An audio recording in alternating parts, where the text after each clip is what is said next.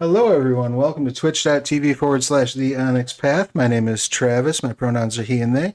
And I am a player in this game and the tech wizard bringing it to you. I apologize for the delay in going live. We had some gremlins that I had to slay. Before we dive into the actual game, a couple things that I do want to bring to everyone's attention. First of all, this week saw the release of Vigil Watch, the Kelder Mountains for Scarred Lands, which I am incredibly excited about. I had the opportunity to develop this book, and it's the last piece of the Dead Man's Rust Kickstarter.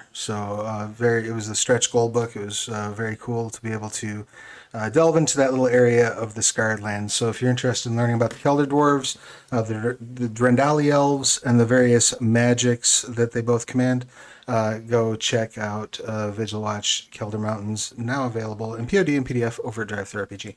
I also want to remind everyone that Onyx Path Game Night is coming up the last Friday of every month. We host a game night through Onyx or through our partners over at Start Playing. You can go there, set up to run a game. You can charge, you can not charge. It's up to you. You can also, if you just want to play, you can look for see who else is running games and pick up a seat at their table. If you need a place to find a group or to host your game, you can always visit our Discord. We have channels set up specifically for playtime, and we have like a looking for group channel there as well. And the last thing I wanted to remind you of is to mark your calendars for June 16th through 18th, as that is Onyx PathCon. It's coming up pretty soon. There's going to be lots of fun stuff going on. We'll have plenty of announcements regarding that coming up soon in the Monday meeting notes, so make sure you're checking that out every week. Now that I've paid the bills, I will defer to our storyteller, Tom. Tom, please take the reins.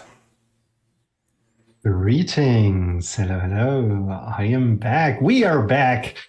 And tonight there shall be blood or something on these lines, I'm pretty sure. Hello and welcome to the final session, an episode of Cinders and Soot, our fine little Hunter the Vigil 2nd edition campaign. And before I am forgetting this, I have some content warnings for you. We're playing a horror game, so there might be upsetting imagery or events in this story, especially connected to vast amounts of water and drowning this time, and horrible creatures, and, well, mental not well-being. So please be aware of that. It's not a bad thing if you feel uncomfortable with this. And just take a break if you need it. And yeah, beforehand we checked our lines and veils, and I don't think anything will come up that will have negative impacts on my players. But if it does, I encourage you to get in contact with me on our Zoom chat. Well, okay.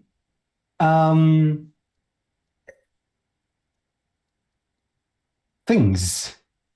I am not alone. I am in company of my wonderful players, and we're gonna start back at the beginning with some introductions, especially with Edwin. Okay.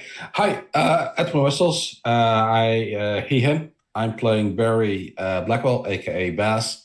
He is a former soldier who ran into some scary black furry shadows during his army time, and ever since he left the army, decided that whiskey was a better company than anything else. Currently, I had a nice car, but due to one of his companions deciding to see if a werewolf could face a door, said car is now a scrap heap material with another door that's not of that car in the back, and Barry stumbling out of it. And yeah, he's kind of pissed off at the moment. Thank you very much also for reminding us of some of the events that happened in the last few sessions. Okay, well, Travis, please introduce us to yourself and to your character that you're playing.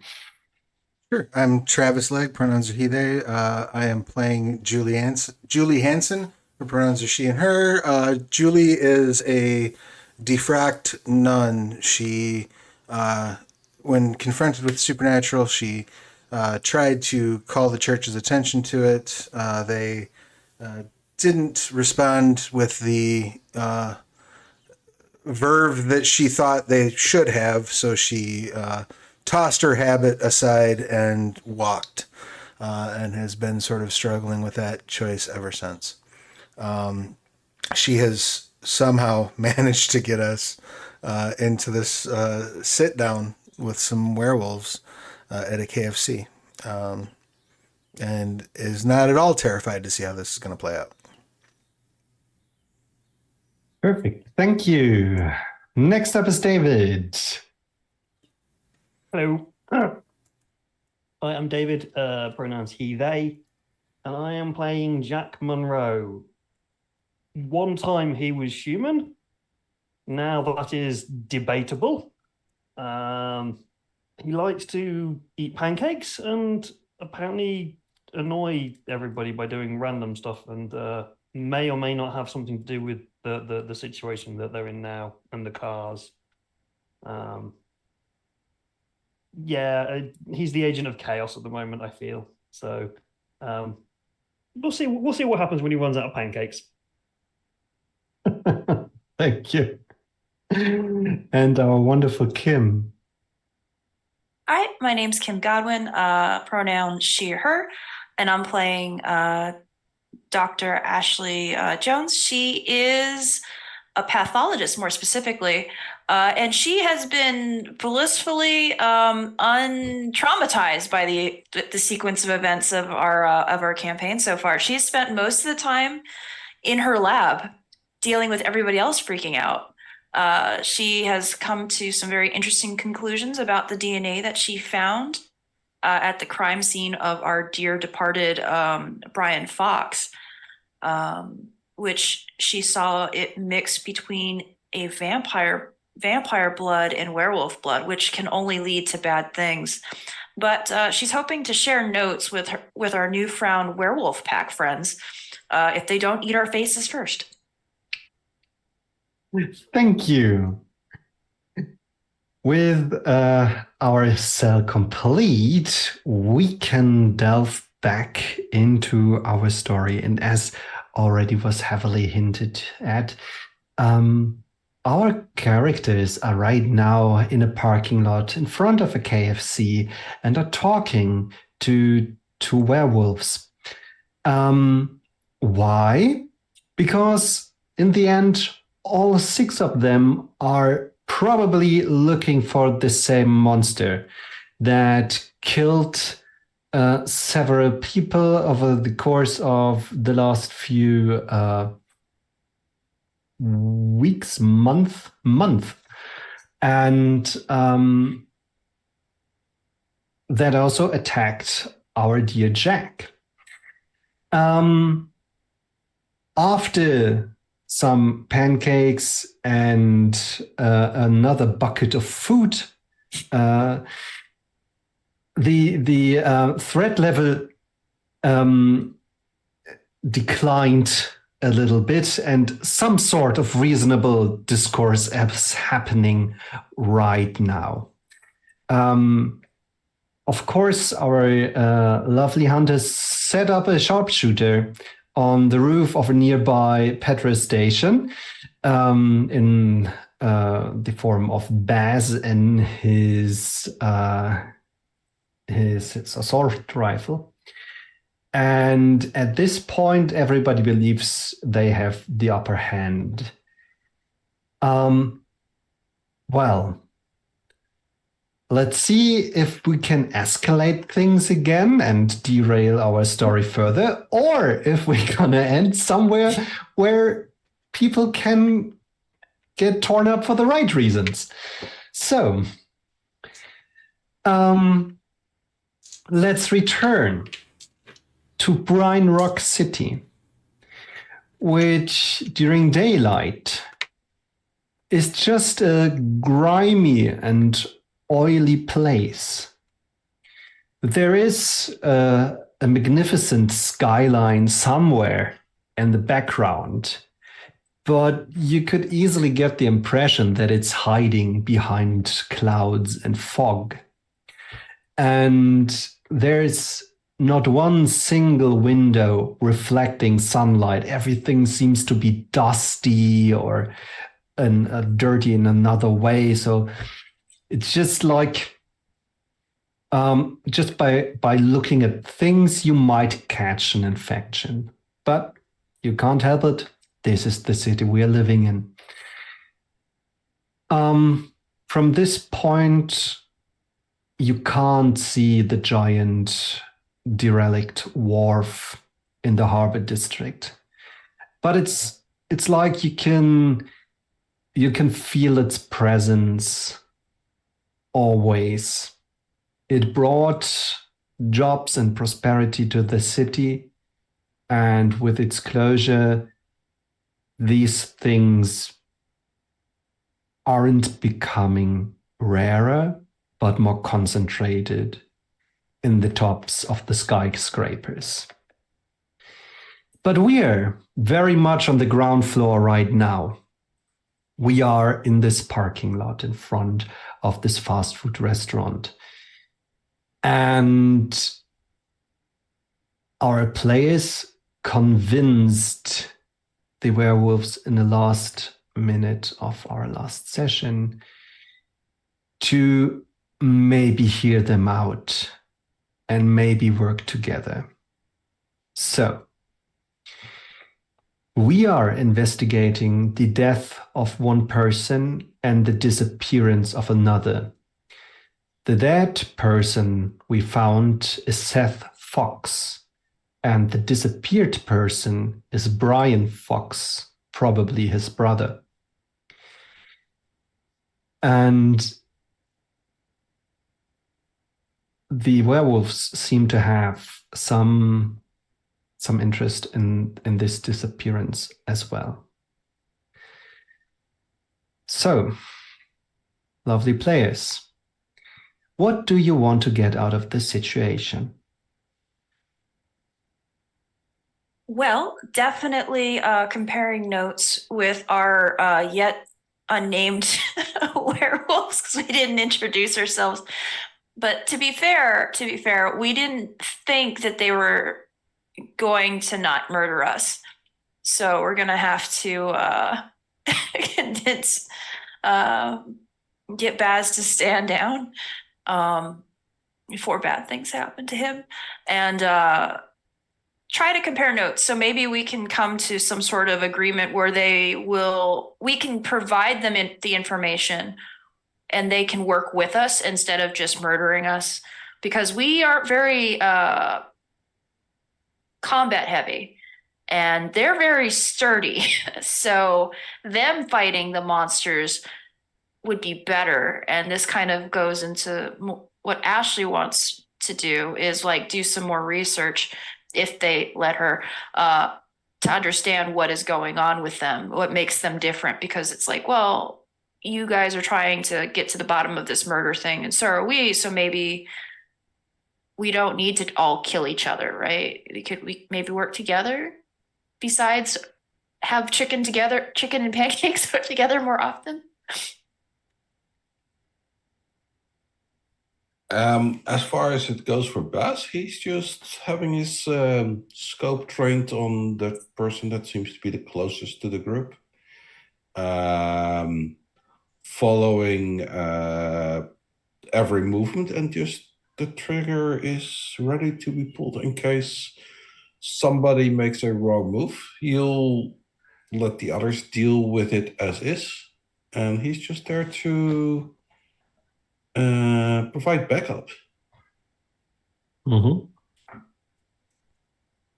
I think Julie obviously wants to get their cooperation in locating the not only the missing person but whatever creature is responsible for the killings. To that end, she's willing to share the phone that she was able to acquire, the SIM card and the burner phone and all that. She's also very interested in finding out what specifically the significance of those shrines are, what purpose they serve, things like that. Partially out of just curiosity, but partially also to make sure that it's not like, oh, we're summoning a horrible demon, it's going to swallow the city or something along those lines.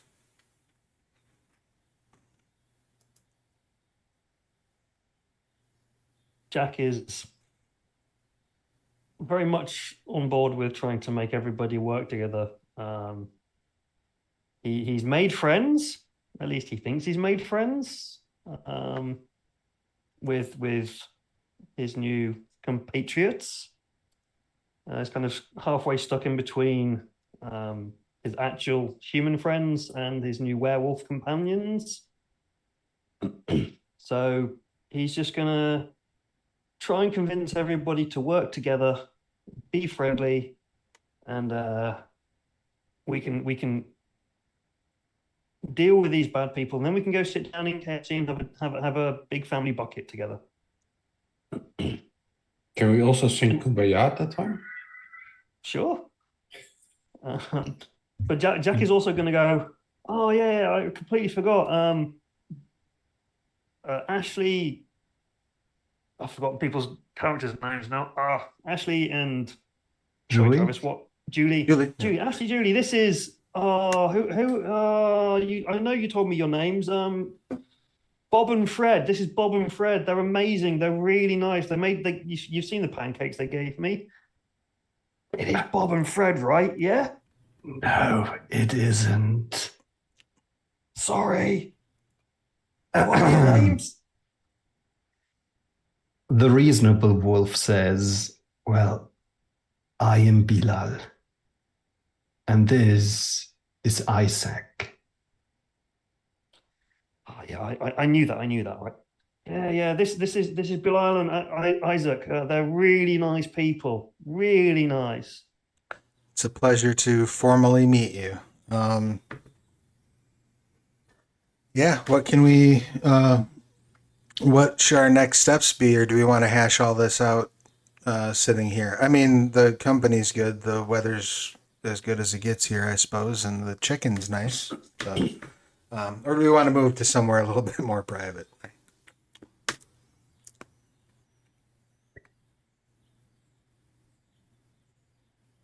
I believe you're muted, Kim.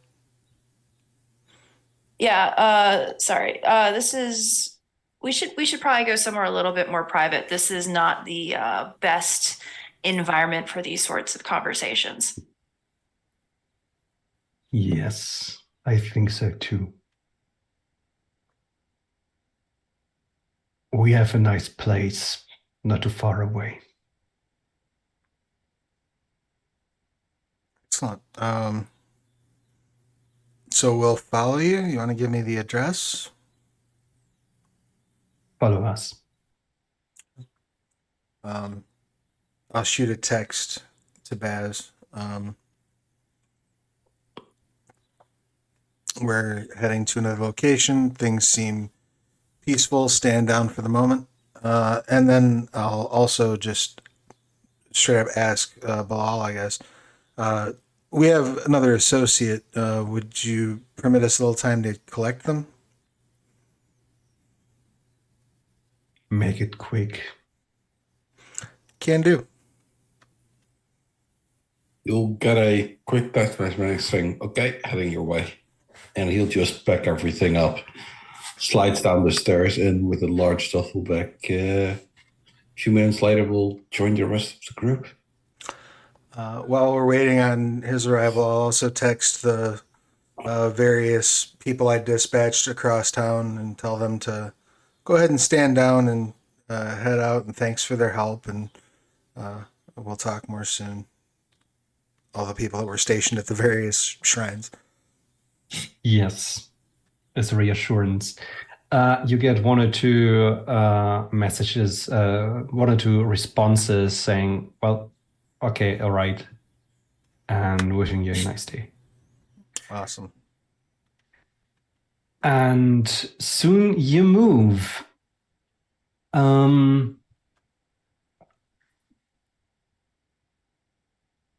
What do you think, and what kind of location would they take you?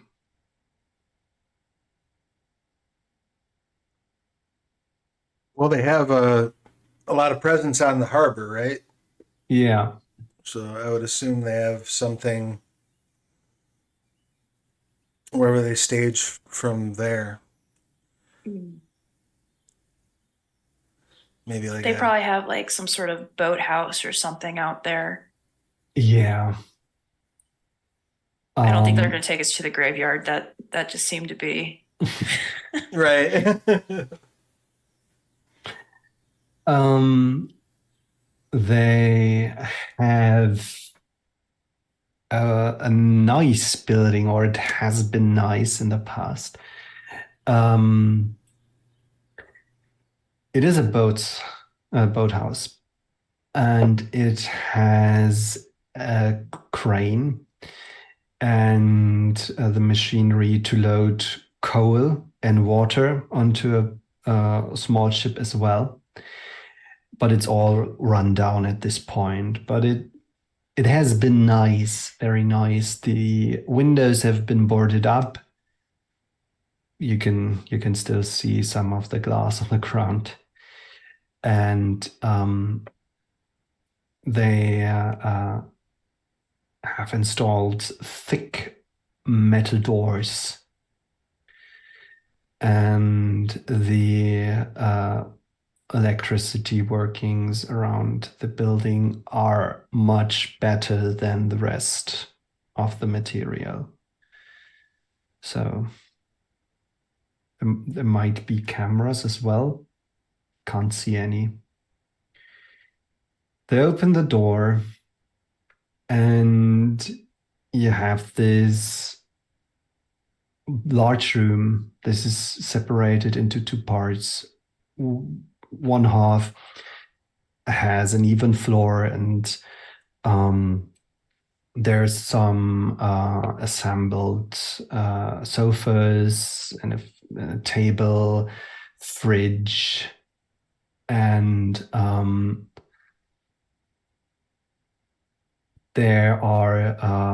there's a wall covered in mattresses, like heavy sports mattresses that can easily take 1 or 20 punches.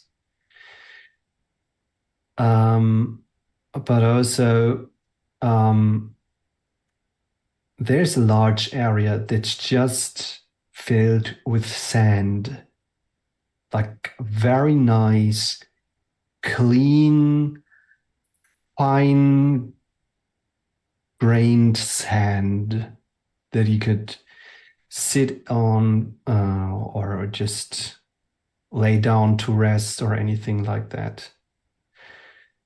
And the other half of the building, well, is dominated by a pier and a motorboat. There are gates to the water that are closed at this moment. So this is like an enclosed, almost like a water garage, basically. That's got Yes. Awesome. Cool. This is a lovely place you have. Thank you. Are there any obvious containers by which this sand was brought in here? Like, do I see like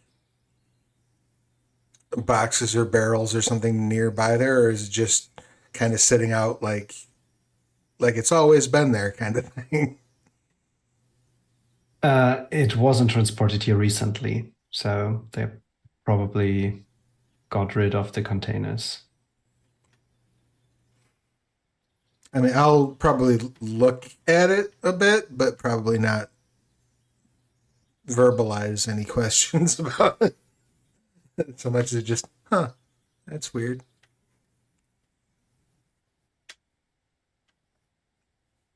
Baz will literally look at the sand, look at the werewolves, look back at the sand, and Baz. he'll shut up and keep walking. He'll actually stay away just in case they've marked their territory and they use it for other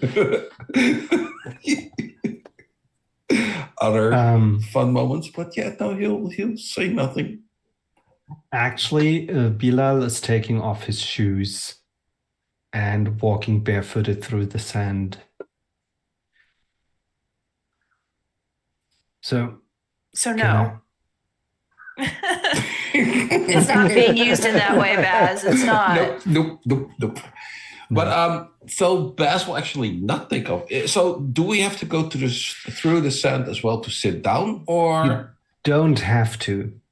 You can just avoid it, or you could walk through the sand. I'm gonna roll a dice. Even if I'm gonna walk through it, I'm not gonna walk through it. The most important decisions of the game decided by. So he'll nicely walk around it, keep his shoes on, find a spot to sit, dump the duffel bag next to him, but close enough that he can literally just lean in, grab the AR should it be needed. Because sure, everyone says that everything is fine, but that doesn't mean that he does trust them at this point. And he'll let the others do the talking because they've been the ones talking so far. Julia will also sit down probably next to Baz and just point to Bilal and say, so is that a John McClane thing?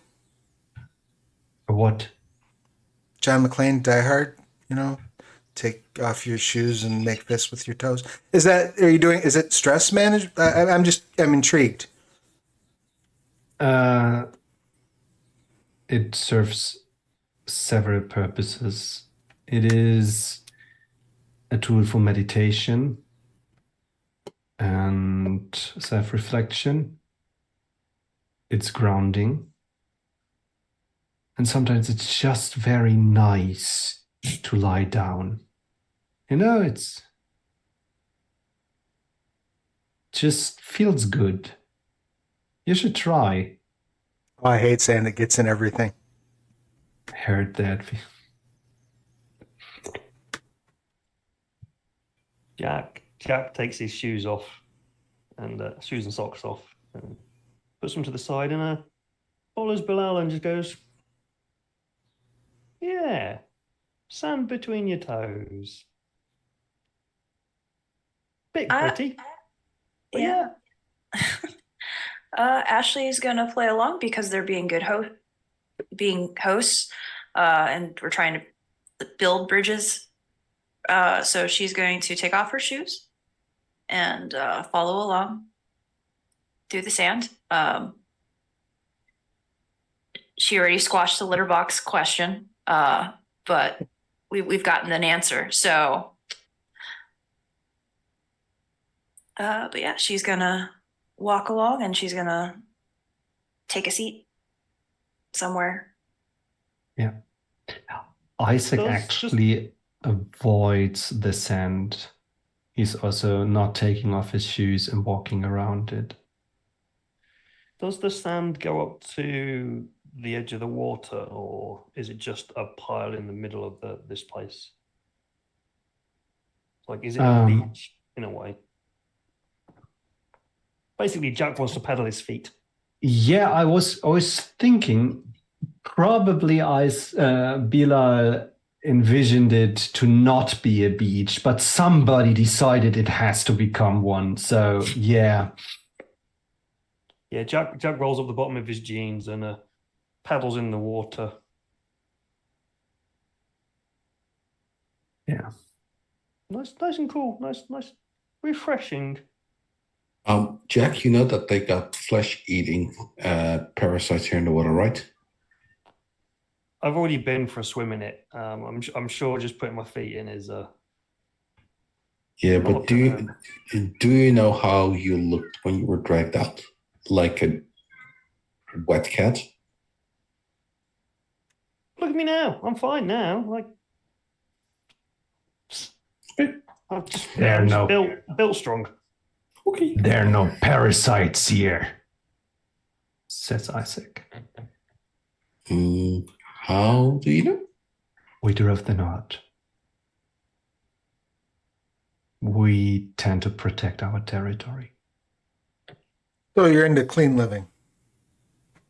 Yes.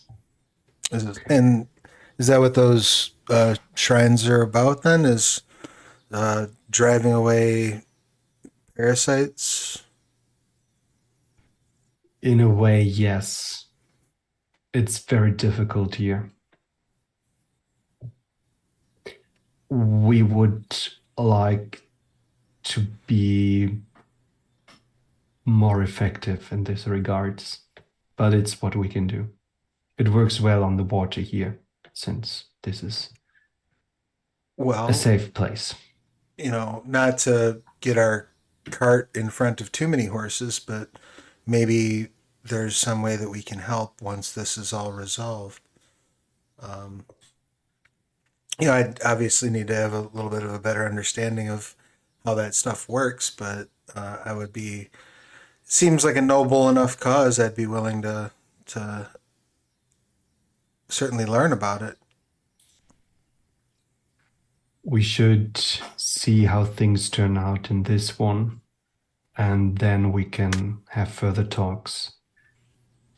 Sure. So you kind of know what we're hunting then, right? We encountered it once, and we are not sure what it is. It is very upsetting.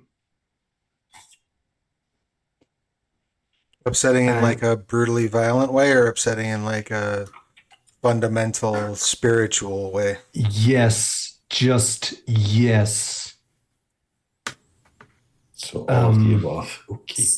So this brings up my the findings of the blood work between myself and the crime lab that we determined. So it was strange. At first, the crime lab thought it was multiple people at the scene. But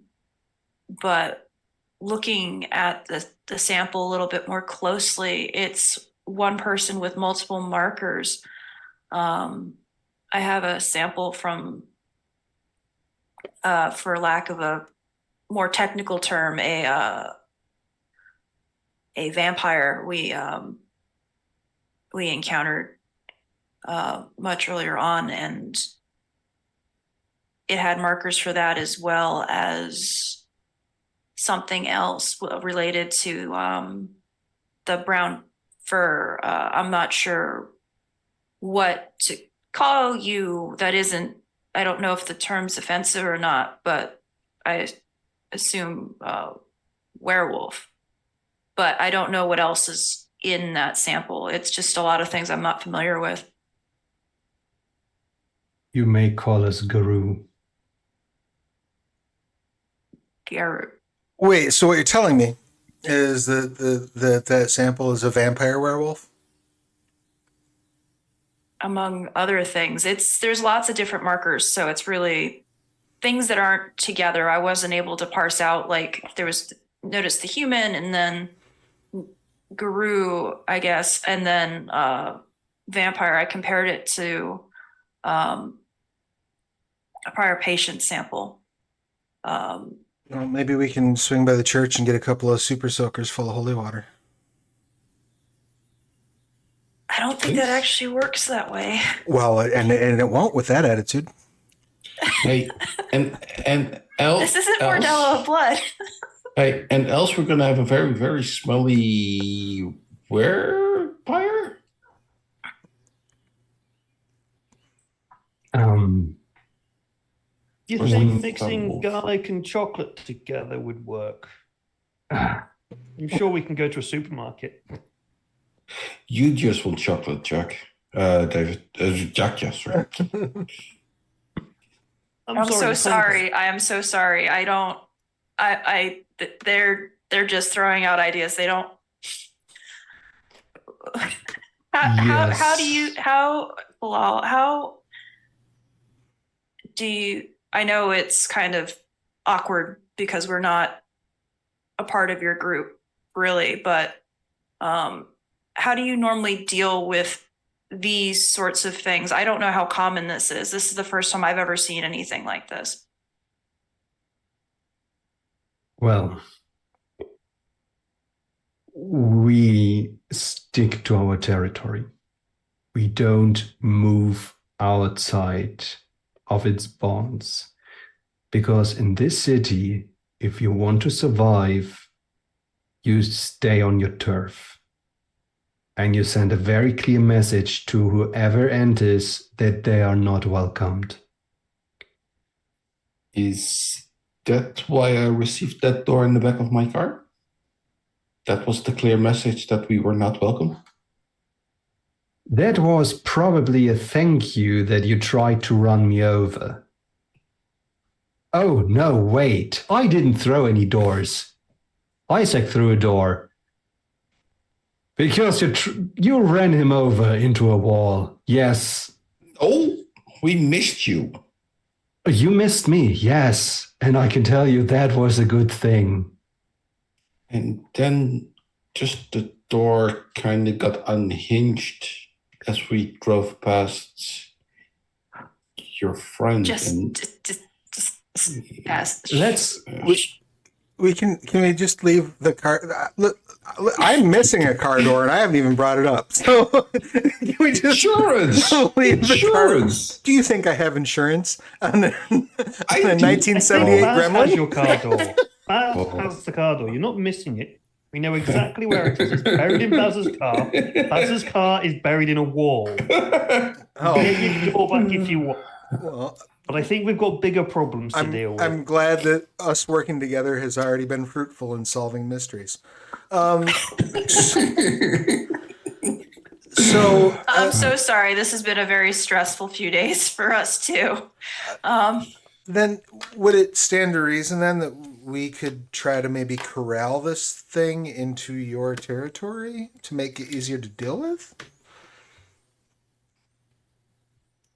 Like, is that the goal here, or is the goal to keep it out of your territory? I'd like to have it not here.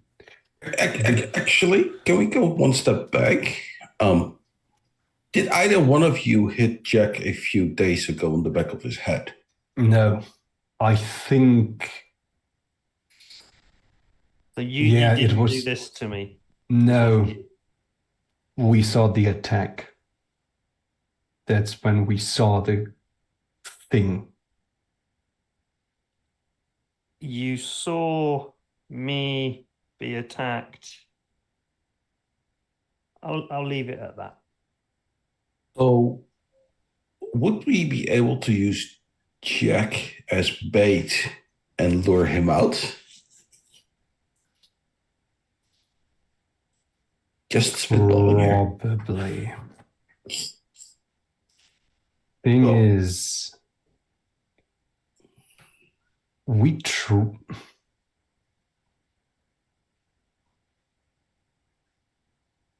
it got one of us a few months earlier.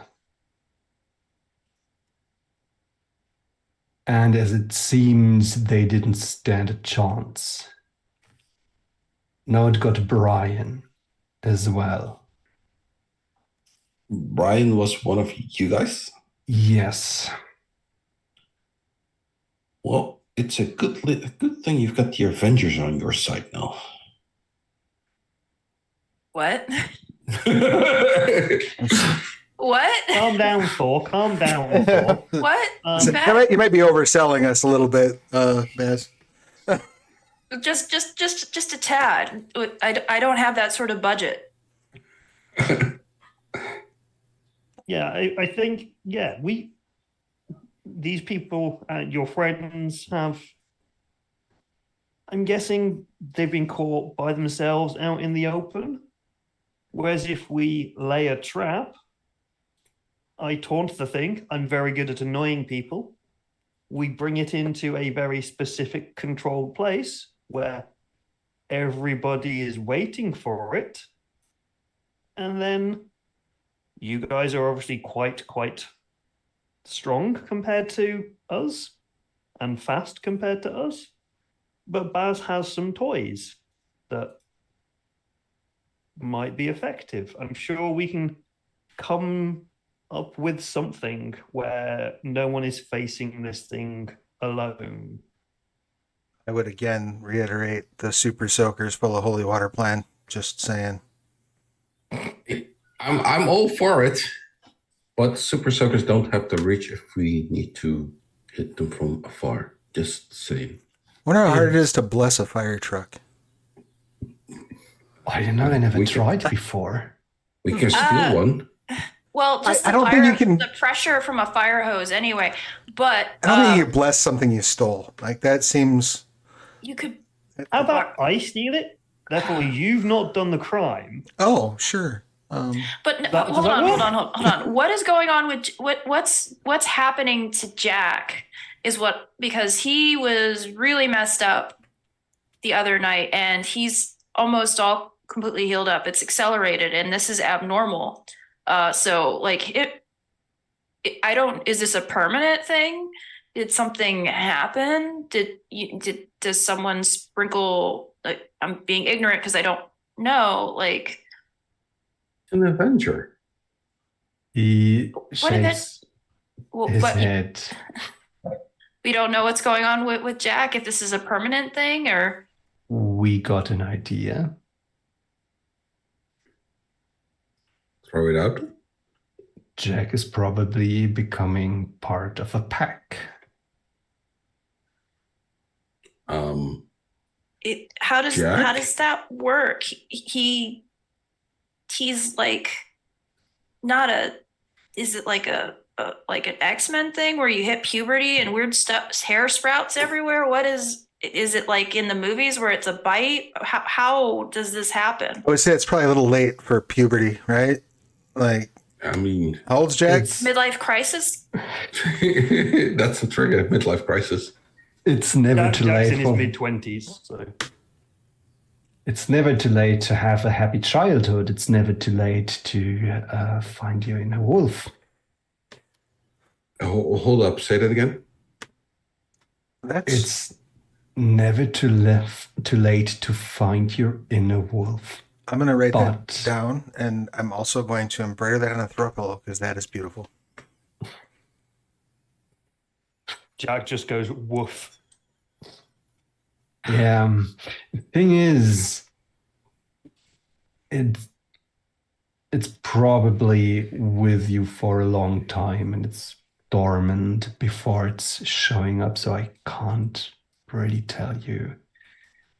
If There's something very important that also must happen. You must find a patron spirit. A what? A patron spirit. I've already got one. His name's Jack. Jack D. So Jack Daniels. we- It's a good spirit. we went from missing Not like person. that. More like Okay. whispers. Like that thing in the dream. Yes, the owl. I met a. Oh, now okay. I was gonna say bird. Yeah, no, we had a good chat. Took me to a river, lake. Really Yes. nice. Yeah. That's So- what they do. So But- we went from vampires to werewolf to werewolf whatever to Jack being werewolf and Jack needing spirits. He always had spirits. It just these are actually supernatural now. Yeah, but those spirits were drinkable. The new spirits are not, I reckon. So okay, so like a few months ago, Bilal's pack lost lost a member. They were attacked, right? Yes. Jack was recently attacked, and we find out now that he has always been Guru. And this other person, Brian, that was murdered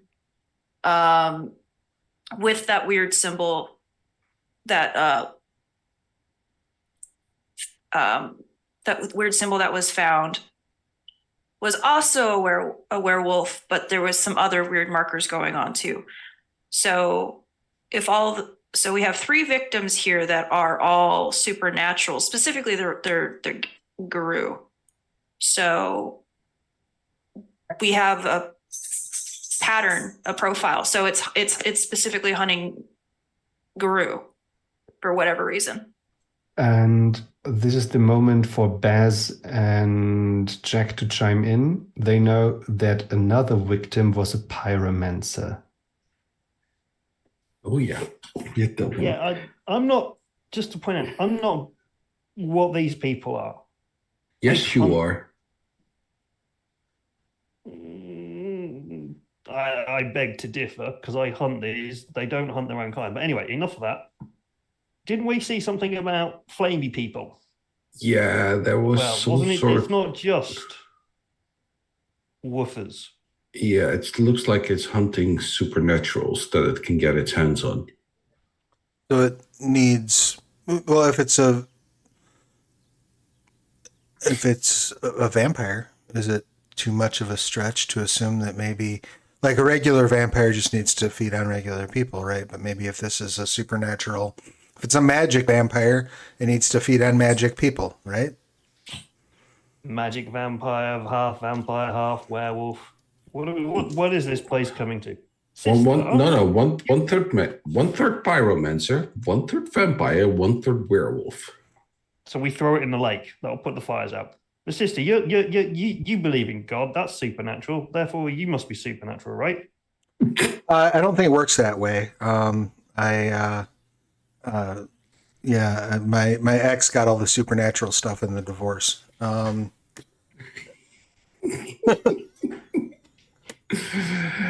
Okay, in that case, you're as supernatural as I am. I am not one of these. I'm just fit and healthy and young and alive.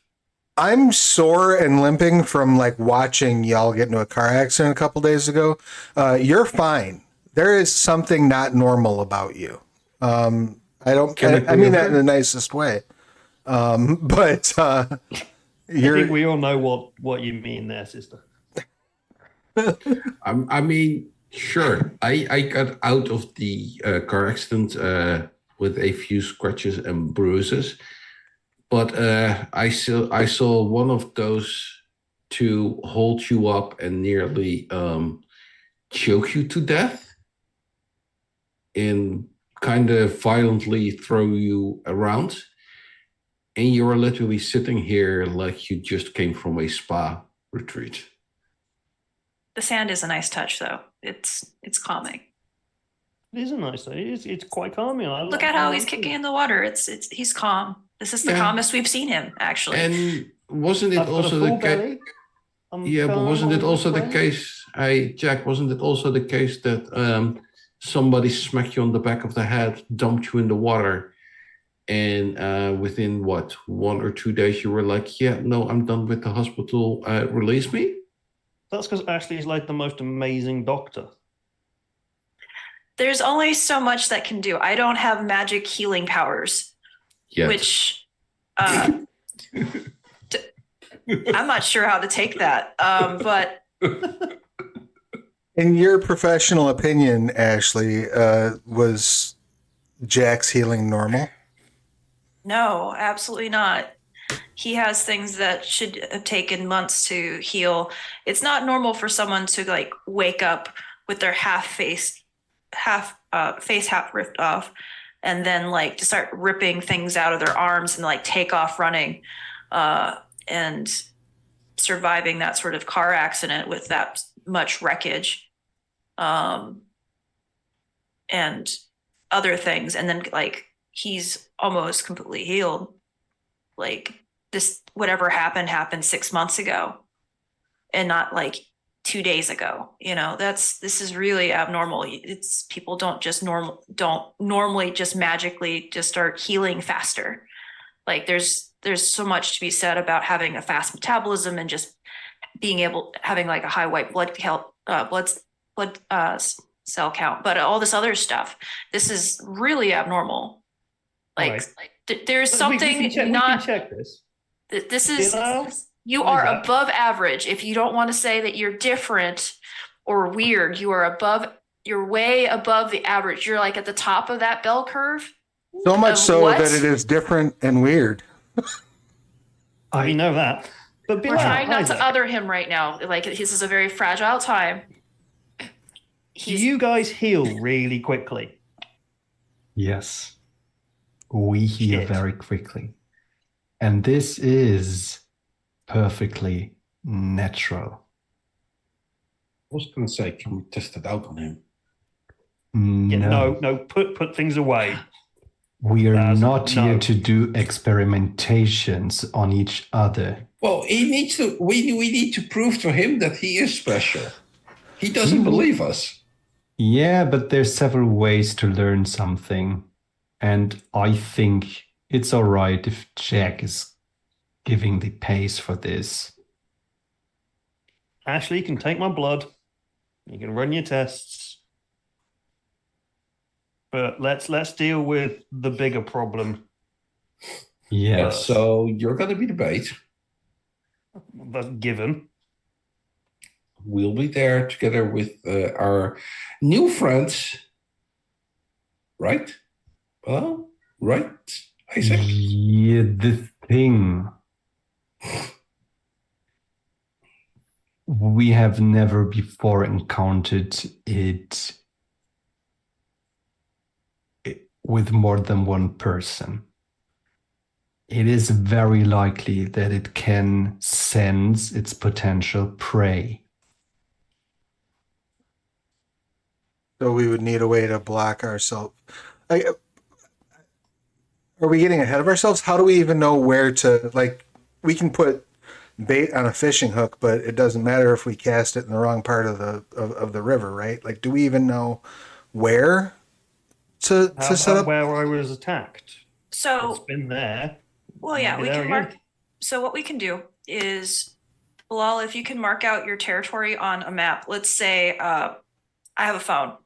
We can totally map this out. Where is your territory, and then we can put where the deaths occurred on there, and then from there maybe we can find like a center point or something wherever this thing. Didn't we already kind of do that? You Jack kind and of already myself? did this. Yeah. Yeah, Jack and myself did you did this. Did But you we keep don't the have their map? territory. That's the werewolf territory.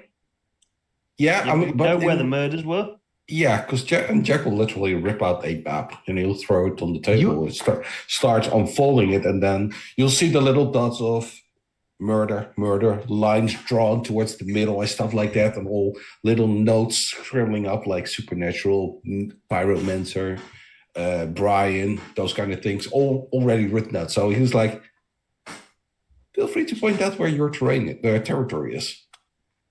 And as Bilal looks on it, he frowns and says, well, you already got it. Let me Because guess. you also added the locations you got from Brian's phone, All Yeah. right. which were like checkpoints, patrol routes, stuff like this. He was patrolling the territory. That makes sense. Okay. Okay. Oh, well, in case I haven't done so, I give Bilal that phone. Thank you. And he directly hands it to Isaac. The thing is, if we lure it out here, we're luring it into its hunting grounds.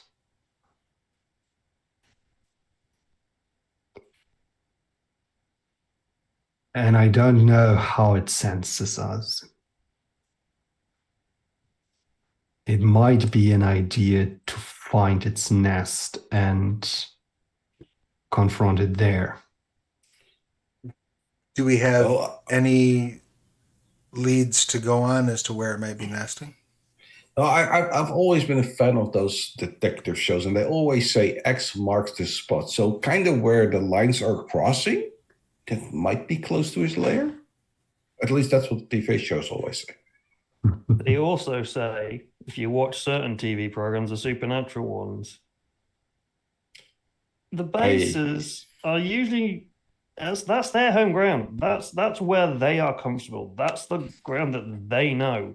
We don't know that. If we bring it out, we can take it to a place where we can control the situation. If we're gonna go for bait, I'd rather be bait in somewhere where you guys have control, not where that thing knows the ins and outs of how it gets in and how it gets out. And we have to cover entrances and exits that we might not find. I mean, maybe. Well, it's hunting in this area. You know, we have the cross sections, we have the patrol routes, which we didn't know were patrol routes.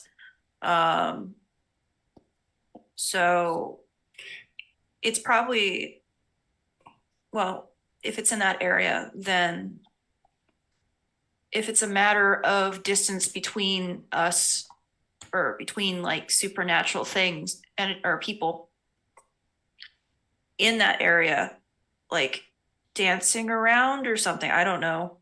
I don't know what Jack was doing on the pier. Out of curiosity, now that we know that there are patrol areas, is the patrol areas coming towards literally past the center of where all the lines converse? Or is it literally just nearby?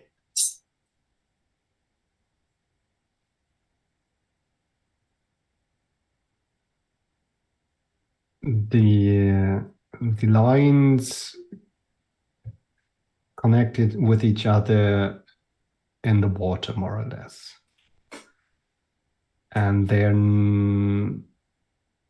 they're patrolling certain blocks.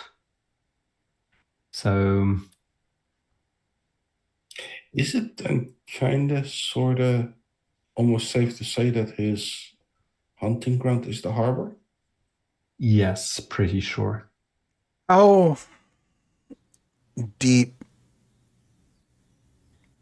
does one have to go to avoid? Like, you have to get pretty deep in the water to avoid sunlight just by virtue of being in the water, right? Mm-hmm. I'm just trying to think. Um, Like, if this thing has an aquatic lair, I certainly don't want to get on a boat and fight it. That seems like a bad idea. I mean, so now it's a pyromancer, a werewolf, a vampire, and a mermaid. Mhm. Anything else we want to throw in there with it? Well, He's I a mean, if it's a A vampire, ghost? if it's a vampire, I'm assuming that it is dead, right? So it wouldn't need to breathe. I realize Correct. I'm taking a lot of assumptions here, but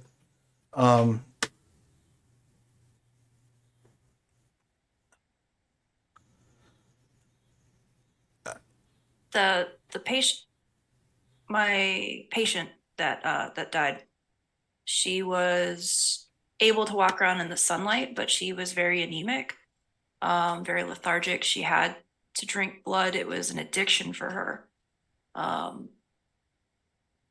But she didn't breathe. She was pale, but she didn't have a pulse. So can we that the area's over the river or over the harbor?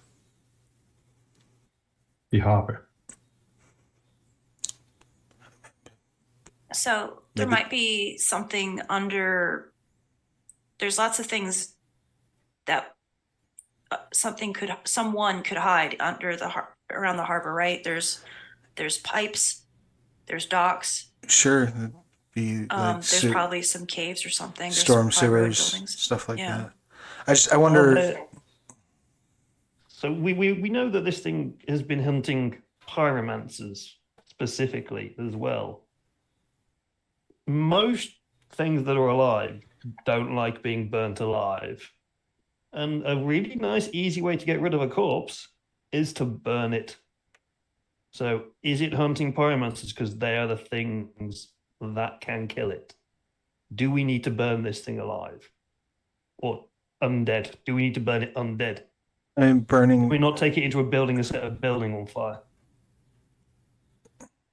Yeah, but like if that doesn't work though, then we've got a fire controlling undead wolf person that we're trying to fight. I mean, just not to be a negative Nancy about it. I wonder if we could bless the harbor. Can you bless an area like Bless that? the sea. Right, like drive it out of the water. That's So a lot of water.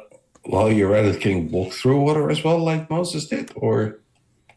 I guess you have enough priests or connections with the church. We could try.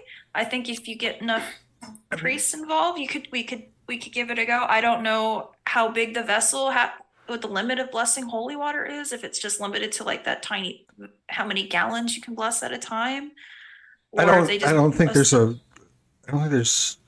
ration is the problem. Like, Yeah, I don't think ration is the problem here. And that I don't think that's anything to do with the problem. Like asking people to bless the harbor isn't necessarily like a bad thing. There's like it'll make people feel better too, feel safer. Well, try it. I'm highly dubious about this whole thing. I'm sure there's many crosses from many sunken ships in the water.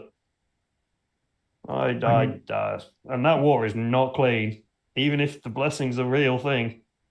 yeah, I think that would be God will need the water clean first. that would be our biggest concern. But you said you can purify water, right? To an extent, yes. There are some very malicious creatures in this water. Well, not all of them are in the physical realm, but this would be a spiritual act of war if we were to go in the full harbor. Are you? Bad idea. Back to the burning buildings. Hold up. Are you telling us that creature attracts spirits as well? Well, Don't just ghosts. these waters are cursed, like very cursed. And we have carved out our insula, our tiny island here, and we're protecting it as good as we can. But as soon as you step over our borders, there's another creature, and it's there because it is at least as bad as us. And yes, there are things in the water, and we could go out there and we could try to cleanse an area, but this would make us targets very much. We can't help you with anything else. Well, I guess the question would be a couple things. One is correct me if I'm wrong, what I'm understanding is that there's like a nexus point in the map that's kind of equidistant to every place that was over the harbor, correct? Yes. Mm-hmm. And is that within or outside of this PAC's territory? I said it is. I said it is within, right? Yeah.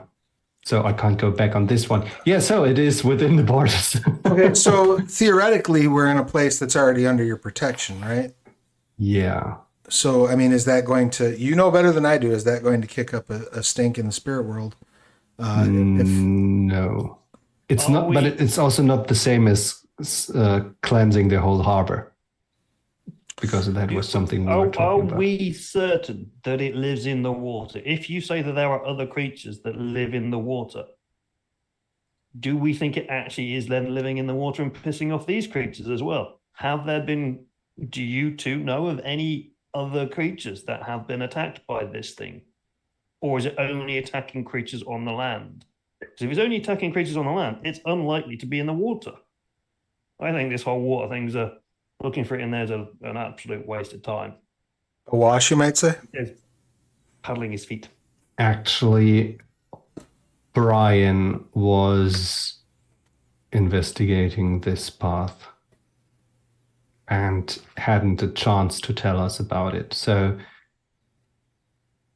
I could go and ask around and find some spirits that have encountered it, yes. I think that would be very useful. Yeah, the more information we have, the better. If other things have encountered this thing, we can probably pin it down more, know its weaknesses, and then put it in a building and burn it. Good.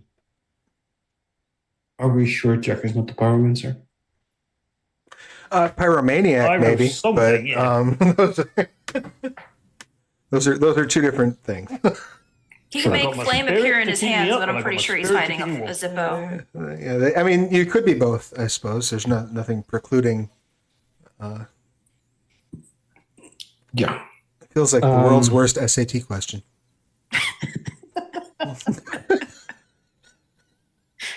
Oh God. Bilal stands up from the sofa. He had already got out of his shoes, and so he's walking barefooted onto the sand. And he sits down in a meditation position and starts to draw some lines, some symbols around himself. Jack kneels down next to him, watching. And Isaac also takes off his shoes and gets in between Bilal and the hunters, and taking a very protective stance. And then you feel a very soft vibration. And Jack is the first one who can see that the tiny sand grains are starting to dance. And then they just lift so slightly into the air that it seems like the sand became water.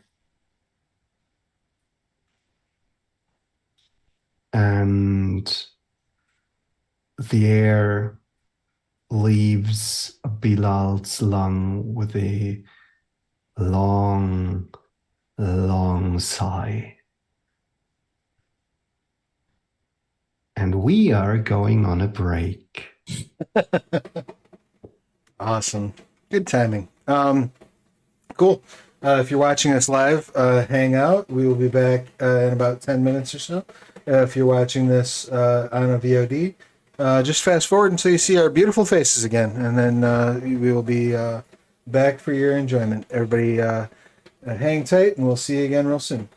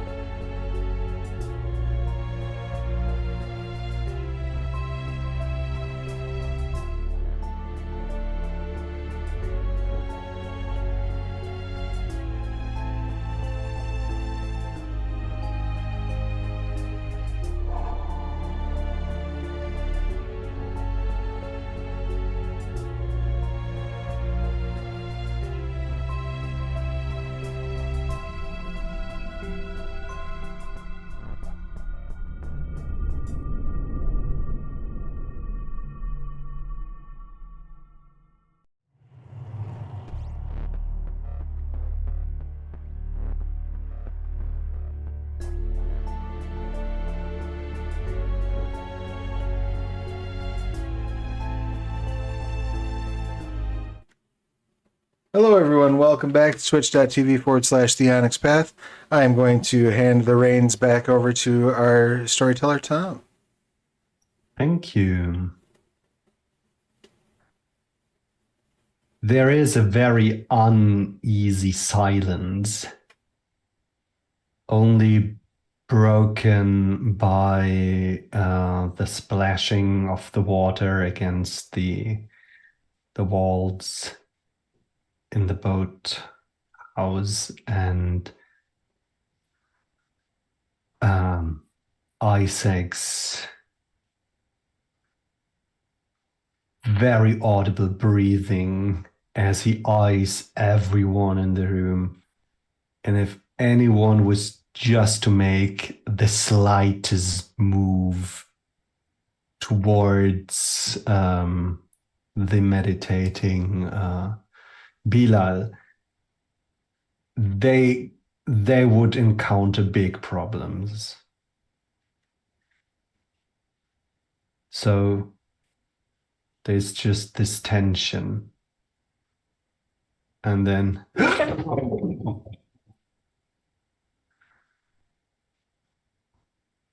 the breath returns to Bilal's body.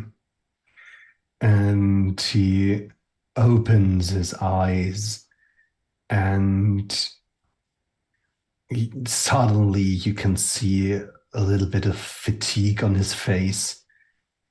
And his eyes are now bloodshot. And he seems to have bleeding gums. And then his eyes dart around and his hands fall off from his knees and he digs them into the sand and just claws into it. And for a moment, you have the impression that the hairs on his arms are growing thicker, but he gets calmer, and so does his appearance. Well, this was a trip.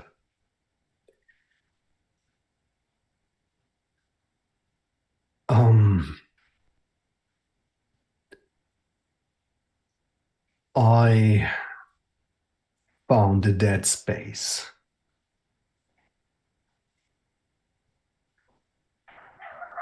That evaded our attention.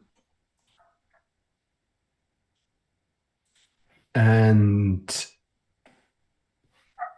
I found something in this dead space. I think I know where it is. It must have driven off all the other spirits or killed them.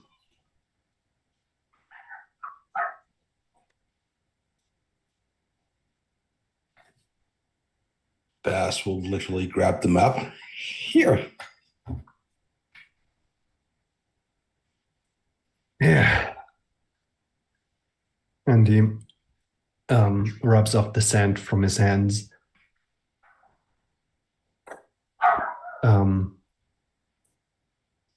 Puts them together in a praying gesture, and then he accepts your map and a pen, and then he marks a place.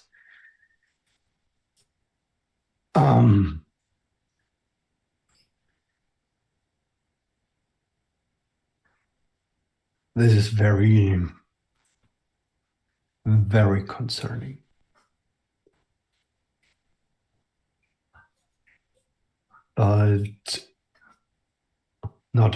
And I am pretty sure I can't leave this unanswered. Well, you want to tag along with us then? I can. it will increase the probability of being detected. I mean, it sucks, but hey, we only live once, right? Do you have any way of staying off of this thing's radar, hiding yourself? I am not good at hiding. Can we rub you down with pine sol or something? Actually, I could do the opposite. I could return and take the attention to me and give you an opening. My question is, if say for example, you guys are right, and I am one of them. Doesn't matter whether you take him off. He's gonna know that I'm there. Maybe. I actually have a way more important question. Does Jack know how to turn in one of you scary motherfuckers? With the 10 times the 6 foot size Jack that I saw. Yeah, that one. Eli looks at Jack. Since he was in denial and probably still is, I don't think so. Do you guys mind if we make a quick stop for some free booze? Pour it all into Jack and then tell him the story of how he became a werewolf so that he does believe in it? I think we need to go that route. I don't know if that's necessarily like medically a good idea, like going into a fight. You know, loosening inhibitions is good. I don't know if there's like a Geru speed therapy group or something. Would you want one of those things that we saw earlier, drunk and angry, near you? As long as we can guide it to the big bad guy that we're hunting, yes. Well, here's the thing, and anybody who's smarter in these matters can certainly correct me if I'm wrong. But I'm assuming that based on my interactions with, particularly with Isaac in the past, if Jack gets mad enough, he'll change. This is how it works. Whoops. It's not willingly in the beginning. That's something you have to learn. I'd also be concerned that the amount of alcohol that would probably take Drac to get drunk if his metabolism is this amped up would be astronomical. So I'm not willing to test that right now. Point taken. Point taken. Okay. Circling back to another question. I think if I can keep it busy, it will allow you to get close. Have we determined what kind of weapons we can use on this thing? Is fire our plan? I don't know if I like the idea of possibly accidentally lighting you on fire too. Oh, I don't think it works like this. I'm sure if we set the building on fire and you're in the building, you're gonna. Oh no! I mean I can walk in the other world and attack it there, as I just did. The what? In the spirit I world? wasn't daydreaming. Okay. What? I think we don't quite have enough time to quite understand this part of what's happening. So I will trust that you are an expert at what this is, and I will be a happy layman for a little bit longer until we get rid of this thing. So wait a Yeah. second. You were sitting here physically, but you were mentally in the spirit world, is what you're saying? Yes. So this creature should also do the same thing if you're fighting it in the spirit world, right? Yes. So there'll be a body there that's theoretically unattended Yes. that we then light on fire. Yes. Cool. If it- Once we're done, can I have a rain check on you explaining all this shit to me so that I can kind of get a better grasp of everything? Probably, but after this, I don't know how strong our bonds of friendship truly are, because in our experience, your kind of tends to turn on us. So I'm probably not going to be fully honest with you after this. What about me? If I'm one of you, you can tell me and then I can tell Baz, right? We will behave as long as we aren't given a reason to misbehave. Like, I'm just a doctor, right? I'm a pathologist. That's my thing. I have like a little face gun, and I don't think that's going to work against 12-foot tall being that can deal with rip off car doors and stuff. Like that, a bullet from a face gun can barely go through the door of a car. So I think like my level of threat is pretty low. But I understand your caution. And I know a dangerous mind if I see one. There are hunters out there who are very clever, and they learn a lot, and they adapt, and they develop methods. And in the end, all they need is a drone or anything else. I can assure you that's not me and Baz. Yes, but in the end, you will be at the end of a leash or anything like this. The only good thing is that we are still here, and you are probably the only kinda sober of your kind who are still in the city. So, but if I have to take sides, I'm pretty sure taking ours. Okay. I can walk the spirit path, and I can distract it. It might have some sort of alarming system. It might retrieve to protect its lair. But it will give you a head start. So are we gonna ambush it in its lair as it comes back, or do we want it to be back in its lair where we can jump on it while it's asleep? I think the idea is that Bilal is going to distract him. We walk in, we kind of do the choppy chop with his head, and walk out again. No, Yes. nobody said anything about chopping heads. I thought we were lighting them on fire. I mean, it's metaphorically speaking, okay? It's metaphorically speaking. technicalities. Yeah. So, yes, I will distract it as long as I can, and then it's up to you.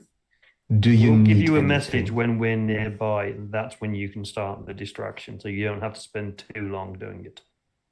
Yes. Right, where's the nearest liquor store? Need me some high concentration spirits. It's for a good cause, Ashley. He needs you to make Molotov cocktails. No. This is liquid courage. Lip smack. So now comes a question of if my character is deviant as the player is. What I would like to do if our plan is to burn this thing, what I would recommend we do is we get like 5 gallons of gas and about a gallon of Dawn dish soap and mix that up together and just spray it down with that and light it on fire. I'm gonna guess there's still some gasoline left in Baz's car. I'm sure we can siphon it out of the remains of that. Mm. They So- might have taken the car from the accident site. I mean, we can Yeah, stop at a gas pump and get, you know. That's the easy way of doing it. We don't have to siphon things out. It's I know gas prices are high right now, but I think I'm willing to port the however much money to get this. So with Lily, putting a stake, a stick through her heart seemed to be effective in stopping her from unliving, I guess. So I don't know if this thing is this killer is a hybrid, if we're gonna have to like combine all the things to make it stop. But if it has a spiritual body and a physical body and we can attack it on both sides, then maybe we don't have How to about like we do all three? We burn it, we stake it, and Baz gets to chop its head off. it's like Rasputin. Sounds good to me. Okay, we'll try that. Do you want it to come back in 500 years and try to possess a baby? Because that's how you get it to come back in 500 years and try to possess a baby. The what now? I'm down if everyone. I think we're all in agreement. This thing needs to stop existing in whatever form, in any form, and we'll do everything we can to put this thing out so it doesn't hurt anybody else again. And then we'll deal with us afterwards. After you've taken care of the physical body, I will assemble my pack and we will hunt it as a pack. If we are going now in full force, that would probably lead to it just escaping to the physical world. And I want to keep it in the non-material. But after that, we can take care of the spirit. Is there a way you can communicate with us from like the spiritual world and the physical world? So I don't know how. Okay, so how does like the time space thing is like being two places at once, or you run around and like, are we gonna have to like run all over the city, figure out where you're gonna pop up? What? No, you get there. You tell Isaac when it's time, and he can close to at the same time inform me. Okay. There's a delay, but it's not like hours. It's just a signal. Okay. Yes. Great. I love this plan. Let's do it. Let's go shopping. Yes. Please tell me your shopping list. I would like to, if at all possible, get, the older timey fire extinguishers, not the ones that are actually like the ones that would be filled with a fluid rather than like a foam. I'd like to get one of those and then fill it up with 2 parts gasoline, 1 part dish soap, and mix that into a nice thick mixture of homemade napalm.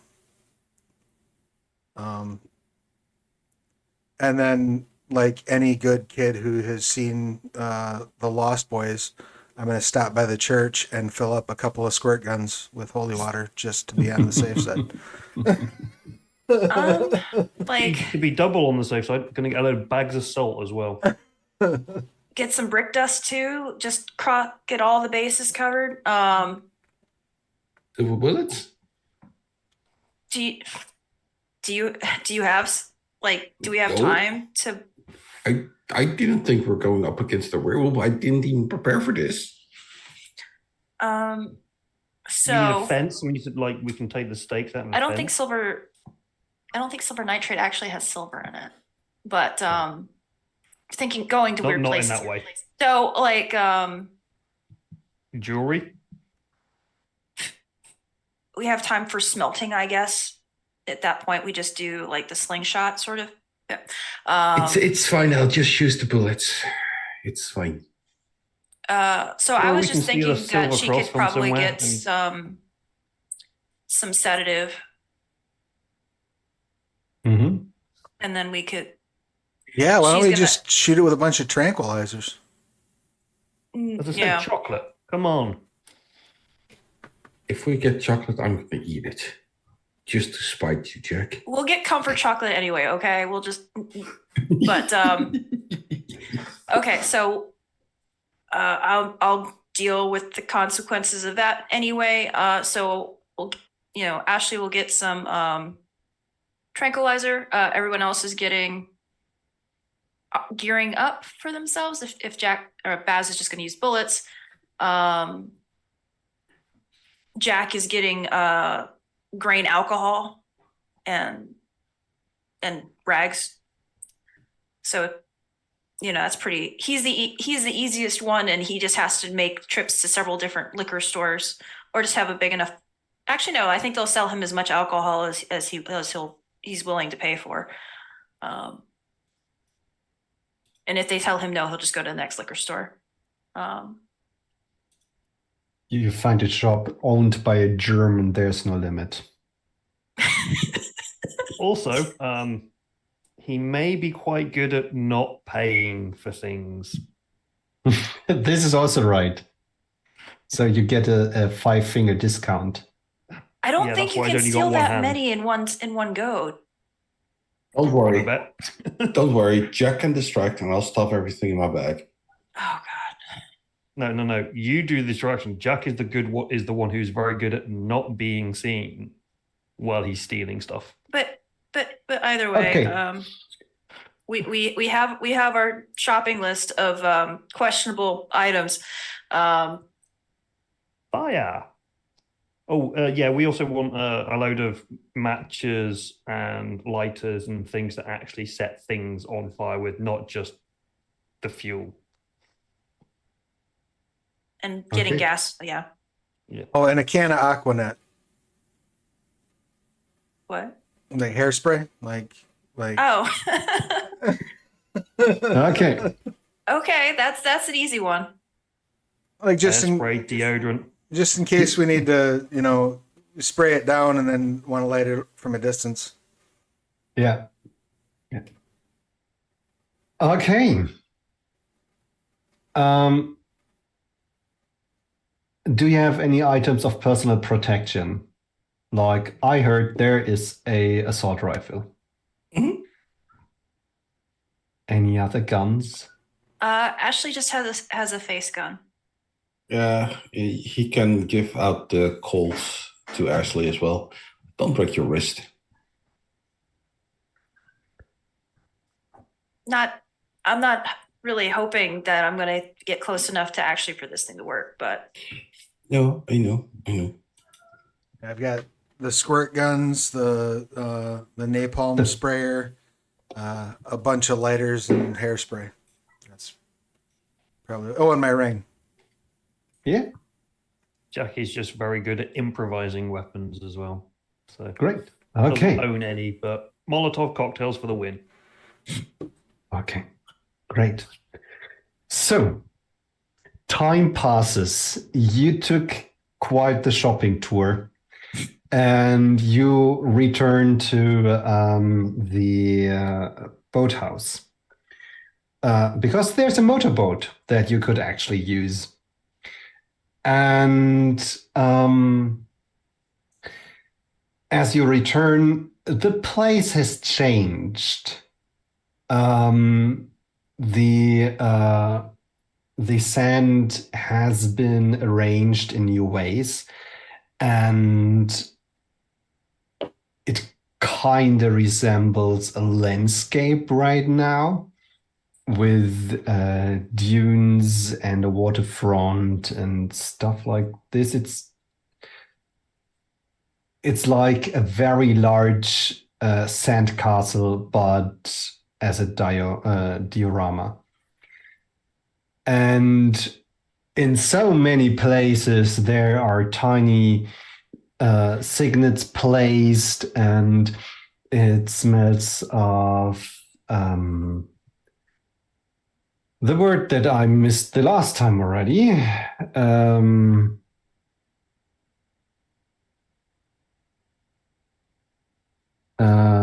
Incense. Mhm. Yeah. There are a few candles lit, but yeah, this looks like a proper ritual place. And Bilal is sitting in the middle of it. He took off his shirt and he has some pretty impressive scars, some of them obviously deliberate, putting signs onto his body. But for the most part, there are some markings painted on his skin. And you can see they are also on the forearms of Isaac, who has a phone. And he is sitting in a separate circle. Just a circle which to the more occult aligned people speaks like he's in his own protection realm. Probably if anything bad is happening to Bilal.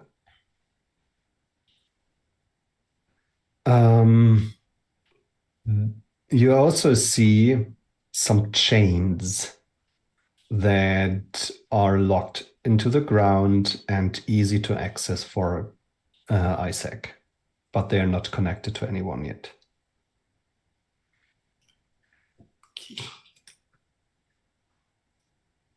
Okay, you're ready? Well, good luck, team. We're, good luck to us. Yeah. A little bit more than that, but yeah. We'll be fine. What's the worst that could happen? Everybody dies. Yeah, that is the worst that could happen. Yeah, at least it'll be quick. I don't think it's gonna torture your spirits or souls, so you're safe on that department. Let's not speculate the worst. What's the worst that could Yeah, happen? no, let's no, just hope for the best. You know what we should have got? We should have got some steaks and we could have had a barbecue. Yeah. Let's go. Afterwards, we'll go out for steak. We'll go get the biggest steak we can purchase. Ooh. Buy a cow. How about that? That sounds good. And you get onto the boat. The gates are open for you, and candles are lit behind you as you steer out into the harbor. And as I told you in the first episode, Brine Rock City has the habit to have a very early sunset. And so the sky is already starting to be colored in a deep red, and the thick smoke clouds from the industrial district are colored brightly as darkness is slowly getting foothold in the city. Of course, the city reacts with its dazzling, glaring, screaming lights from all over the place. Neon and street lights that try to fight off the darkness.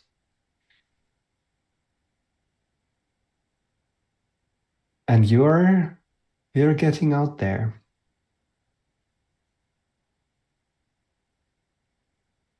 And as you leave your allies behind you, you get into a part of the harbor that is even more run down. You see the open sea from here. And there are actually a few tiny rocky islands. And in between there's the place that you are looking for.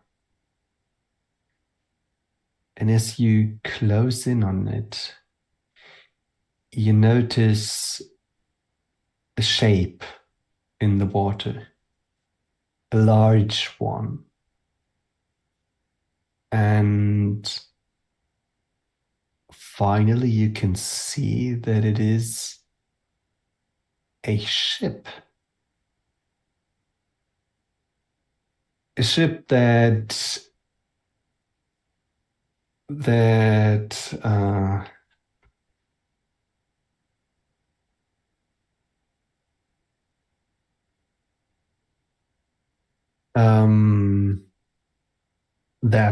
a list.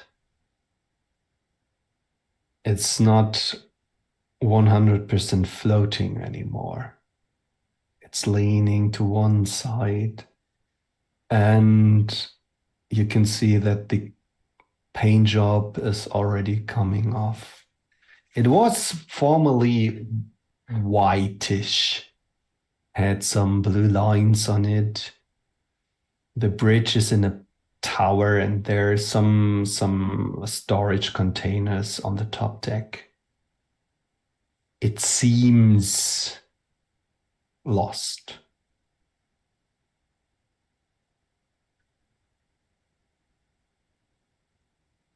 If if Baz scans the boat through the scope on the rifle, anything standing out?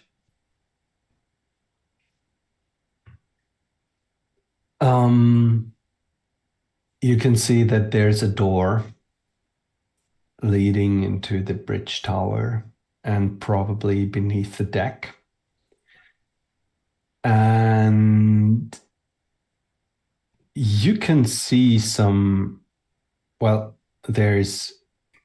are barnacles, and on the deck there's all kind of dirt. But as you are looking through the scope, you can see there are tracks in the dirt, like something has been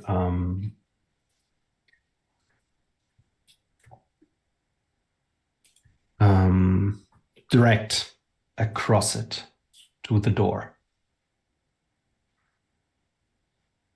Does the boat look like it's run aground? Is it like lodged in something, or is it just kind of free floating in the water? It looks like it hit the ground.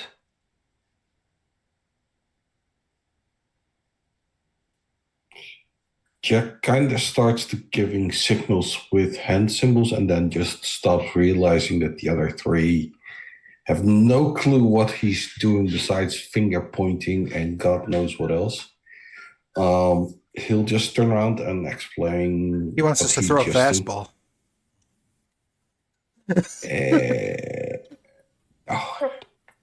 No. He'll just turn around and explain to them, look, this is what I've seen over there, and point it out.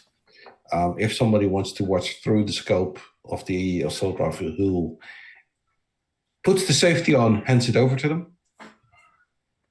Well, can we quickly scan it, see if there's like any obvious openings in the hull or something where a large creature has been going in? Like if there's more like different entrances, whether there's like, obviously you've got the main entrance on the deck, but is there maybe somewhere it could get in through under the water level or something that we can see? Sorry. Oh, I was about to say, if this was like a fishing boat and it had like one of those sonar thingies, then that might be a way of figuring that out. This is a good idea. You check, and yes, you find a sonar. Because why not?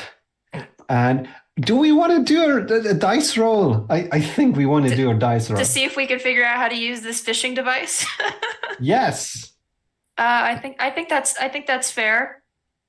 Yeah, don't look at me. I'm just Let's see if we staring can at. figure out this fishing radar. So Uh, I think it Something in would be. survival? Survival or Maybe. technology? There I is no technology on this I'd sheet. said That's computer. right. I can do computers. Well, between like the mega nerd and the survivalist, we can see who can figure this out. Yeah. All right. I'm sure So just pushing buttons will make it do something. So I guess computer and Wits. intelligence, wits. Okay, same Yeah. roll for me. That's cool. And I don't have anything else. So that's 5 dice. Let's see, dice roller. Will you be kind to me today? Are we? No, we're back down to 0. Oh, Mm-hmm. all right. Doesn't seem to work. There's buttons and I push them. Okay. Hit it with a hammer. You hear Jack screaming from the back.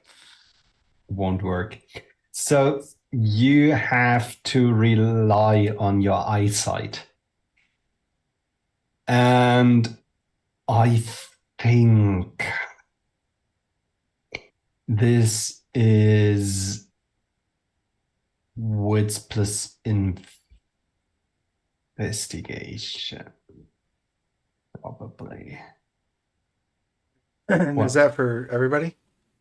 And anybody who wants to check with their eyes. It's interesting. I'll do that too. Maybe my eyes will be less troublesome. What do your elf Jack eyes is going see? to have a look, but is probably not going to see anything. What did my nerd eyes see? Again, wits and investigation. Oh, she doesn't have investigation. Haha. So it'll just be for straight wits roll. And we're Oh, looking for Ashley. 8s, right? 8 shoot. and Yeah, beyond, yeah. yes. And 10s you keep and re-roll. Excellent. Are there any like critical failures? In this Only game? if you reduce to 1 die, a chance die, then you get a critical failure on a 1. Or I you rolled can, 2 ones. and I think you can select. You can elect to take a critical failure, right? Yes. Yes. Oh, that is so tempting. I did Oh. not get a critical failure. I had 1 success. So the water is already pretty dark. It's also dirty as hell. And you can't see any entrance close to the water's surface. Thing is, it hit something and it wasn't moved away, which might lead to the assumption that it is so badly damaged that the decision was to just leave it there. Well, I say we sound the alarm, board the sucker, and light it and everything in it on fire.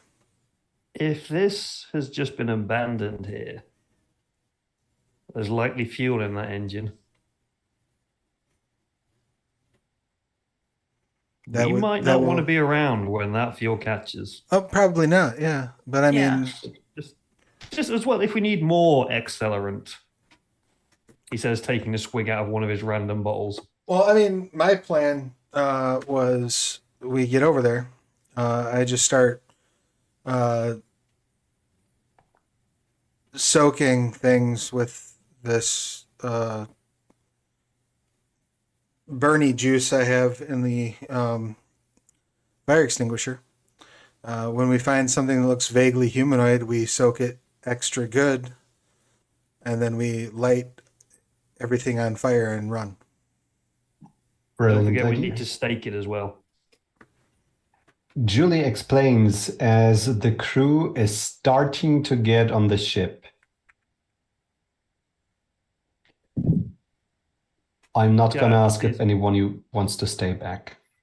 Jack is going to start looking specifically for this creature, and he's just going to start throwing bottles at the wall and making sure they break and things are being spread around.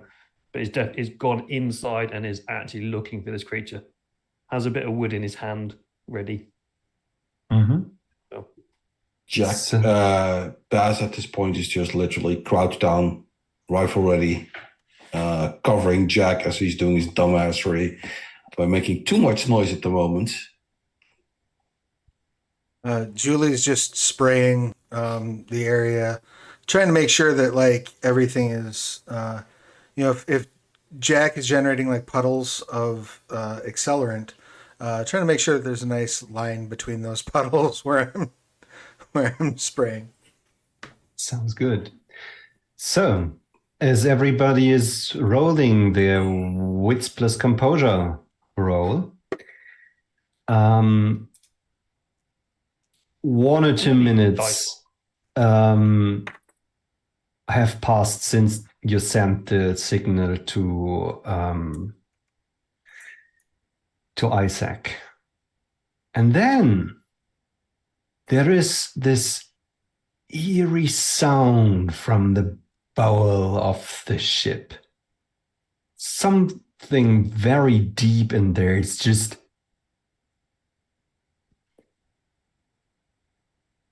I would lie if I said it was inhuman, because it is the human part that just sends down the shiver down your spine.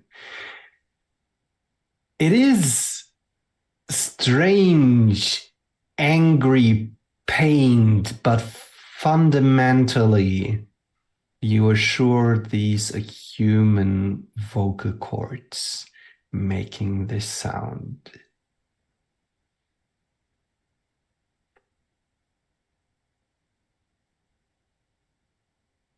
Okay.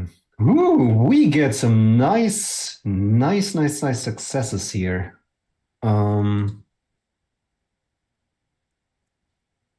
Okay.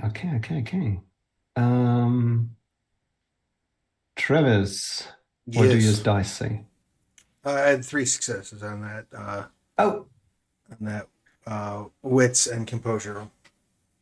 okay. So, I think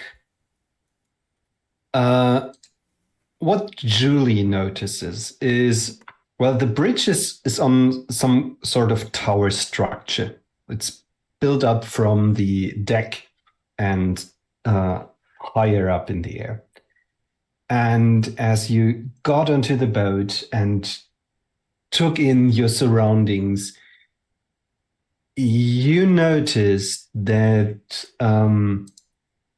there are some more security cameras around the area than you would assume to be on this ship. And looking up to the bridge, the windows, some of them are broken, but there's more than one telescope in there. This thing is unreasonably well surveilled. And it doesn't look like it was a recent addition. Okay, so this surveillance equipment has been there for some time. Yes. But it's sorry. But it's security cameras that are pointing inward, but also telescopes that are pointing outward. Yeah. Okay. Bez is having a look around, and he got a military background.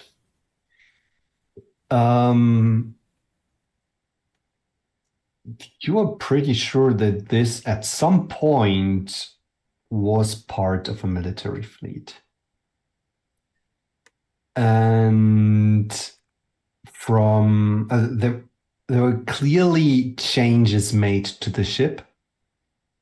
And but from the rough outlines, the way the doors are manufactured, this reminds you of a hospital ship.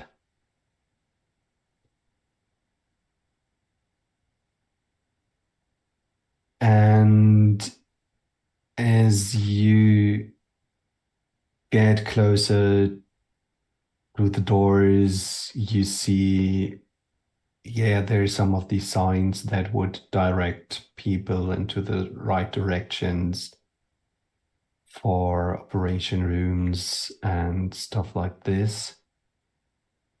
And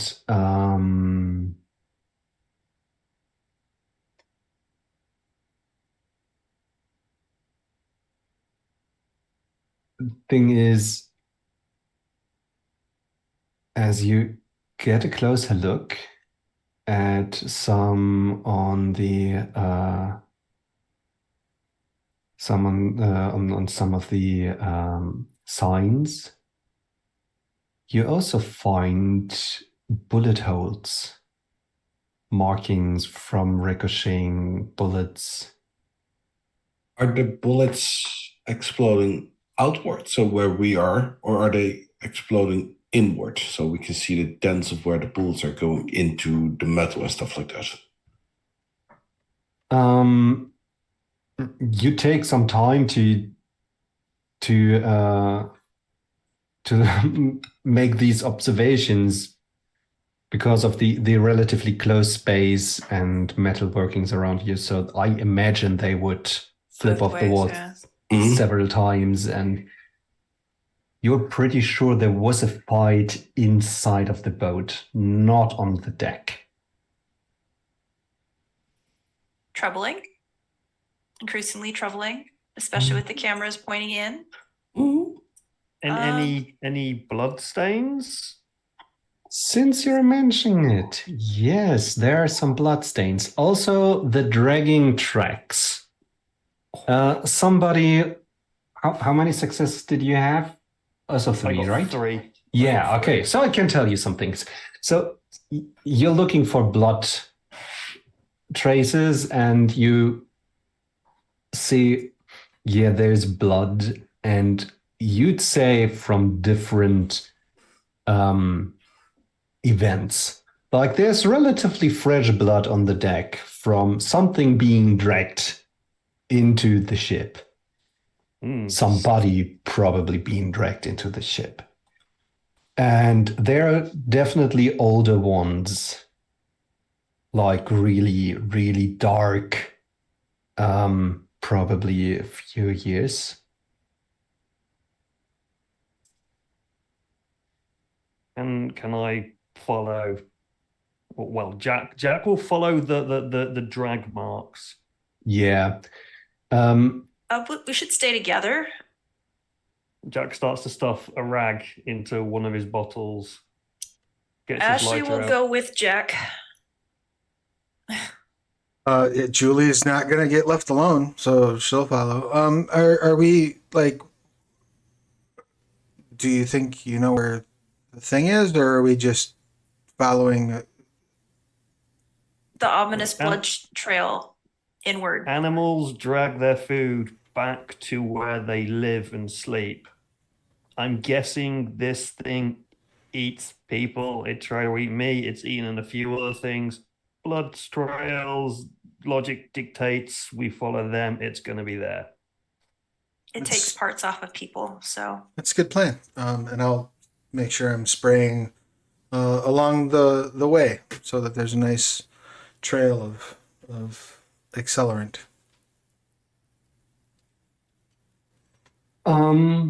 Yeah. Jack's deliberate sampling of alcohol across the board also made some of the blood tracks disappear. But, well, you're not here for forensics, are you? No, we're not collecting not samples interested. right now. We don't have the time for that.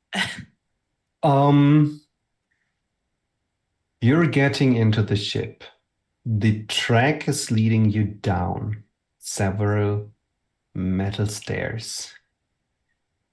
And then there is a huge metal door with a sign on it, "Do not enter." We're going in And there, right? Yeah. Absolutely. Yeah. beneath Absolutely. the sign, there's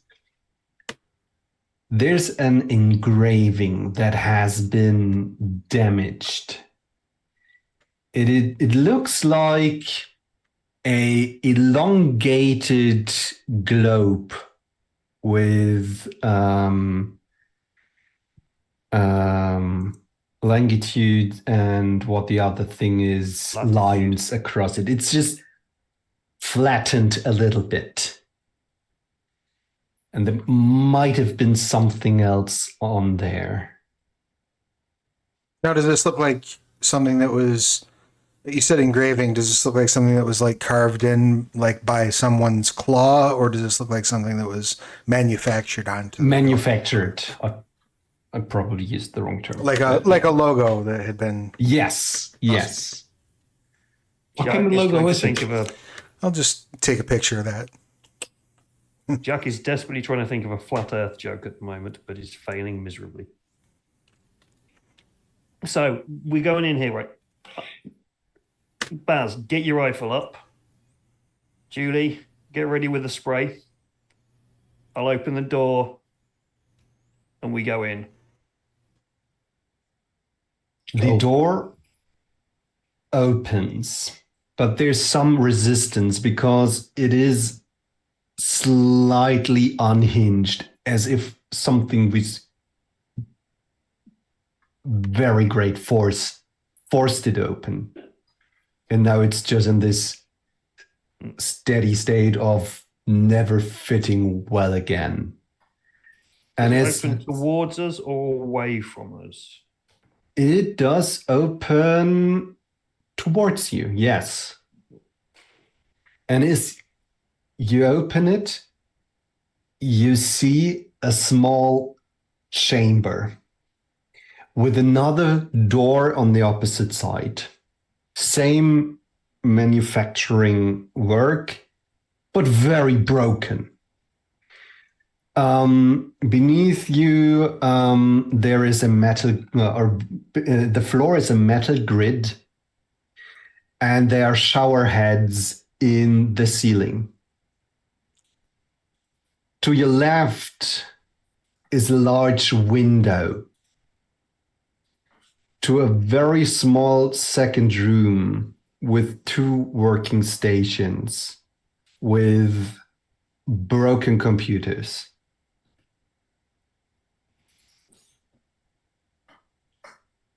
Can we see through the grid on the floor?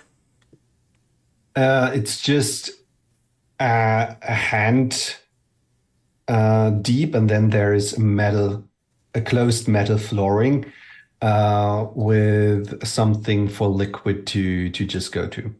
Okay. This looks like a decontamination room of some kind. Yep. Nothing creepy there. Just gonna spray the walls a little bit and make my way through over to the other. No, you said the other door is like broken, wide open kind of thing. Yeah. Can we see past that? We've got cleansing fire. We can cleanse the thing with fire. I'm You very can concerned about how long this thing has been here and why it's here, but these are questions for another day. Yeah, if we make it out of here, I'm pretty sure that we can get those answers. Yeah, I'm happy to investigate the burnt out wreckage. Yep. On the same page. Absolutely. Yep. Nope. Absolutely. behind the. Sorry. Yeah, no, I was going to say, what's the order that we're going in? Is it going to be Jack up front, Baz just behind him, to not accidentally shoot him in the face, then Julie or Ashley behind Baz? Yeah, if you want to get in front of Julie, that's fine. I mean, Julie's plan is to make sure that while she's spraying around, one thing that she's taking great caution to do is make sure that there's at least one unbroken line of this stuff. So, for example, going down the stairs, like her intent would be to spray a line up the wall and along the wall. So the idea being is that anywhere where we have been, if I throw a lighter onto a space, everything goes up. You know? Just follows and Yeah. goes through all of them. Yeah. Right. Tom, Yes. would you be okay if Baz has a flare on him?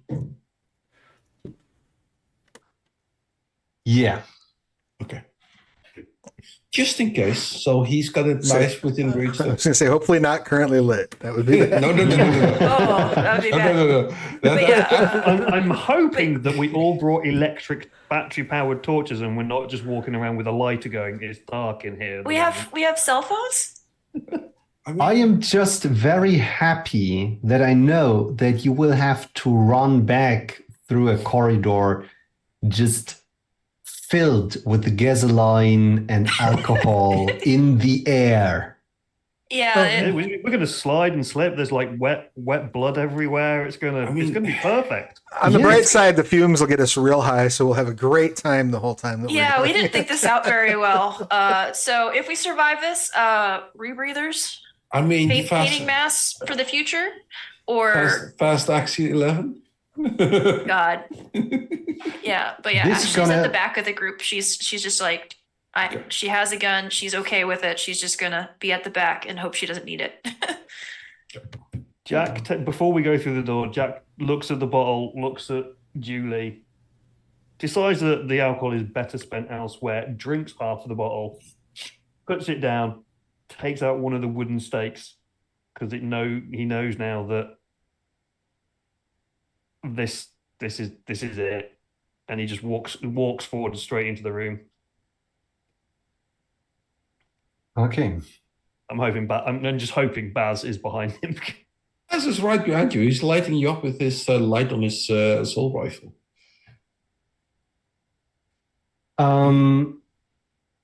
Thing is, it's also getting very dark in here. There are no no windows to the outside. There has been lamps, but they're not working. So the corridor in front of you is very dark. You hear from the distance something scraping on metal, something moving. I'd like to turn on my cell phone flashlight and stick it like in a breast pocket, if at all possible. Yeah. Doing my best, you know, Harry Mason from Silent Hill. Use what you got. And How is Jack's eyesight? Is that changing, or is he just? Worry about do a you scent. want it to change? I think the amount of alcohol he's probably consumed, it probably doesn't notice, even if it is. I think the world's a Okay. little bit swimmy now. Yeah, seems reasonable. So you got a little bit of light from the phone, and it just draws a beautiful shadow line on the broken door, and then the waiting darkness of the corridor behind it. Slowly, you're making your move forward, very carefully placing down the fire trail, very carefully on the lookout for anything dangerous. Baz has an innate sense for danger, and you feel that the tension is rising, that the hairs on your neck is slowly starting to stand up. It's not like, oh, we are about to be killed in 1 second, but it's you're entering dangerous terrain. And as you finally cross the second door, you are in a corridor. And there are 2 doors leading from here. One of them leads to your left, and you have a peek in there.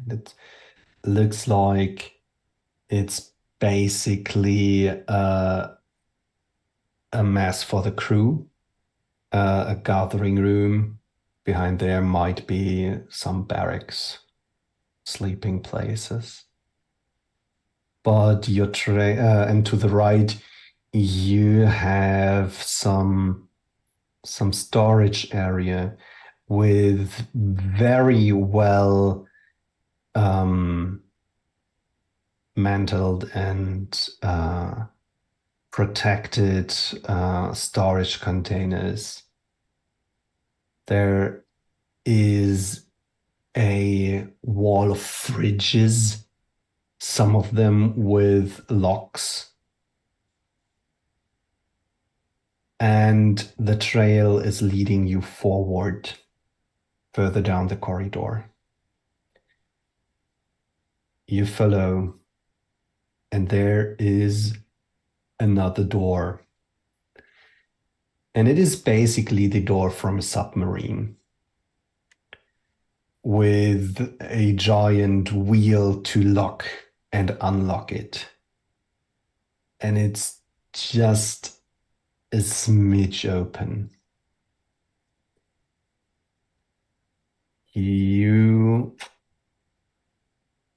take a look around before you open it.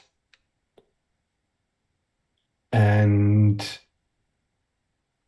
you see that there is more blood here. More bullet marks on the walls. A splatter like from a wound that was torn by a sharp weapon across the wall. And then you have a look on the other side of the door. The light from the phone is getting fractured by all the glass inside. There were large glass tubes filled with all kinds of liquids. There are computers and large server vaults. And there is a door with a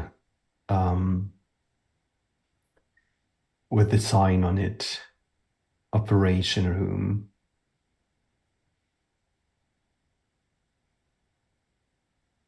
And from behind one of the several working station tables here, you can see a boot.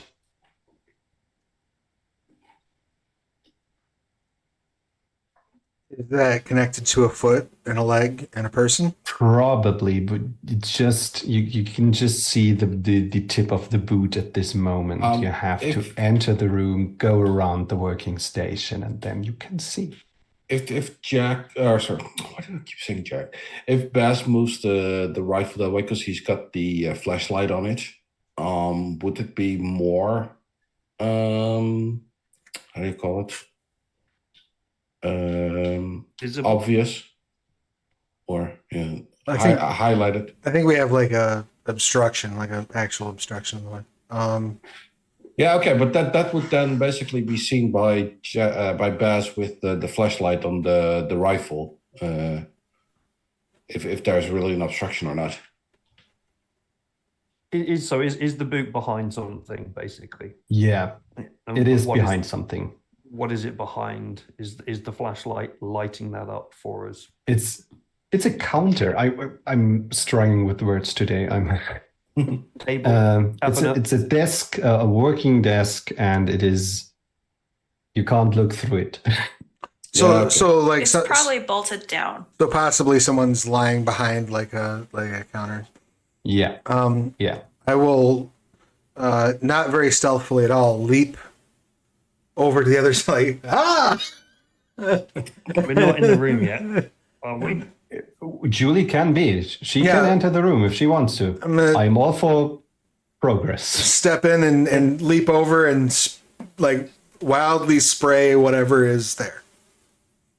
You see a person in heavy combat boots, armored jacket, helmet, a assault rifle next to them, and a giant gaping hole in the chest and the abdomen. And they have been plundered. They're also missing a full arm. And one thing that you can see, they are open up onto the collarbones, and just over the collarbone, you see a tattoo. But not a big one. It's just a few numbers and signs. I will snap a picture of the tattoo and continue moving onward. Is there another way out of this room, like another door beyond? There's another one to the operation room. Jack sees the body and sees the wounds on the body, Yes, and they look familiar. indeed. He's seen these kind of wounds before, and he starts to tick, What's wrong? starts to get angry within himself as he recognizes maybe this was the creature that attacked his family. His revenge is close. Julie's going to open that next door, and each door that she opens, she's going to get the handle open if it needs to be, and then shove it open as she's spraying. Are all these watertight doors, or is it just that external door that was watertight? Everything else is just like a normal door. The most of them are metal doors, but the watertight door was just the one that led Okay. into this room. Yeah. One is a bigger pain in the ass to open in a hurry than the other Right. because they're Yeah. heavy. You open this door.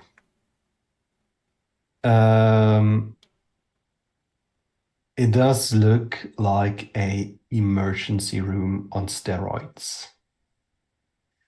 It is crammed with medical equipment, with a technological level that, well, any real hospital just could dream of. There are several glass windowed fridges to your side, which strangely still have energy. And you can see that there are some containers made of glass, and they are holding a pair of eyes, which is glowing in a violet light. Then Ashley can detect a pair of kidneys, but it seems like they've been tampered with, enhanced with additional material that from your glance shouldn't belong there. Yeah, this is strange because there's different parts missing on each of the bodies, and then now we have just stray body parts.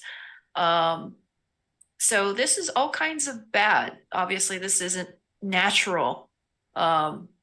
So yeah, the Frankenstein? dangers of science. It's like some weird mad scientist things have been going on here. So this is even worse. Frankenstein? I have a feeling that whoever Man-made it means we can kill it. I have a feeling that whoever's logo that is on the door is responsible, but we can figure that out once we've dealt with the immediate problem. When you say the eyes are glowing, do you mean that like the literal like the eyes are glowing, or that like there's a They are glowing. excellent? Are Yeah, they I'm blinking as well? gonna. They're just They're following us eyeballs, around the right? room. Yes. Okay. They're just bioluminescent. I'm for just some gonna reason. real slowly push that off of the counter onto the floor. It is in a fridge. Oh, it was just kind of sitting Just there. close the fridge door. Just close the fridge. It's Hang well, up that's a coat odd. over it. Close. Someone's Before lunch. before you enter the room, I might want to finish my description. Sure. Oh my. Okay. There are Something else is several here. there are several tables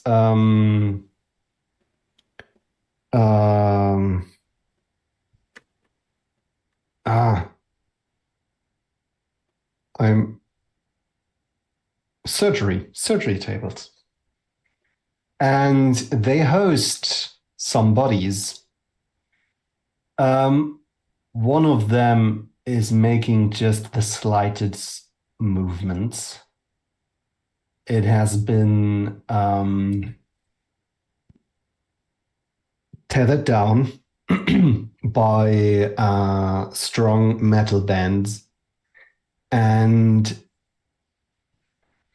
it is on a very large table for really big people or creatures. And you see that the person is already missing a leg. Are they still alive?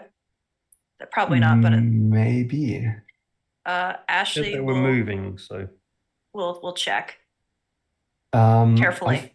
I think it was Baz who sent the signal to Isaac, right?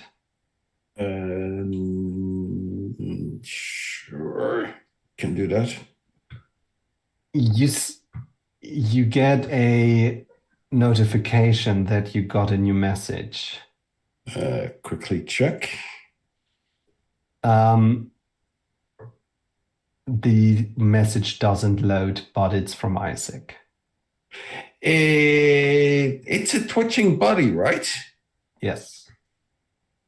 Full auto, empty clip, straight into that body. Don't care. If I see Baz turn toward the body, I would like to try to get him to hold off long enough for me to perform last rites on this person. Okay, let's do a fun contest. It's like you're gonna shoot Ashley because it's like, hey, this person's tied up on the table, missing an arm, guys. He's bound to the table physically. Leg. Yeah.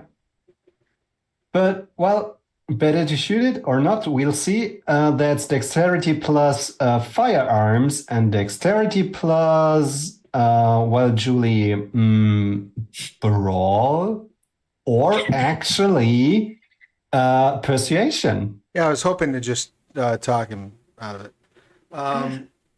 Would that be composure and persuasion?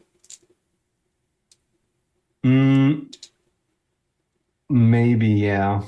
Yeah, I was thinking of you need to be quick to stop him. I mean, that's fine too. Wits persuasion?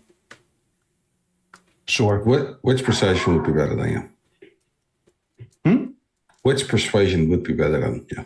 And I'm going to spend the willpower for extra dice because this is important to Julie. Okay. So that's one success. now Jack could really throw a spanner in the works here How? if he wants to. If he sees Baz going for the gun, Jack has fast reflexes, which means he gets to go first before anything happens. But Jack is just going to jump on top of the body. Not going to do anything. He's just going to jump on top of the body and hold the stake above the body. getting ready to. Okay. Okay. But this will happen at the same time that Julie is trying to talk down Baz. Yeah, and I mean, you can just jump on there since you have very fast reflexes. And since Baz had 2 successes, he is already squeezing the trigger as Julie starts to intervene.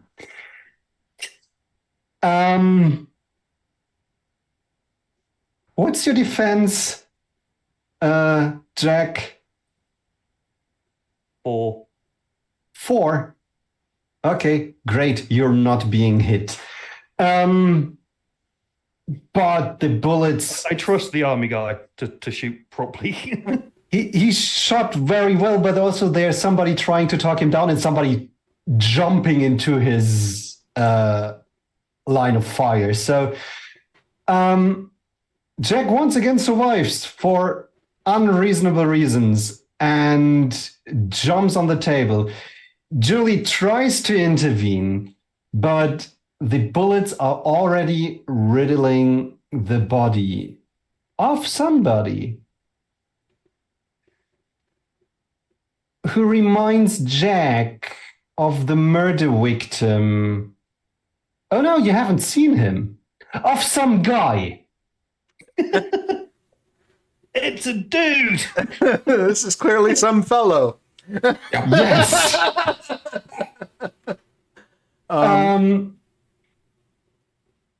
There's a whimpering sound, and you can see the eyes opening, and they're pure shining yellow. Jack looks down into those eyes. It was you, wasn't it? You did that to my family. And you start to see him breathe heavy. And the rage, his skin, you start to see his hands tighten around the stake. The muscles get taut, his jaw gets taut, his eyes start to bore into this body as he sees what it is. Julie's going to say, we really don't need you to lose your cool right now. Like, this is not the best timing that we could have, ideally. Please calm down.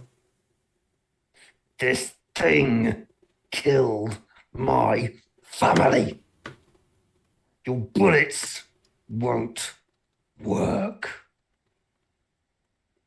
No, but the fire will. And the thing is, the not literal, but metaphorical light in the yellow eyes dies, and the body goes limp after being shot. And there is a curtain in this room, probably separating another surgery table. And it is shoved to the side. I'm going to turn and douse whatever that is with. You do. And Poor child comes out going, I don't need a shower.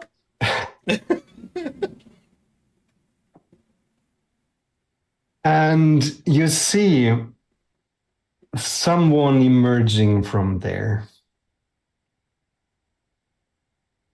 They wore some sort of armored jacket, but it's torn to pieces. The skin is pale, flaky, The limbs don't add up from the length. The left arm is so much thicker, stronger, and longer than the right one. They limp. You can see fresh blood from one of the legs very far to the top.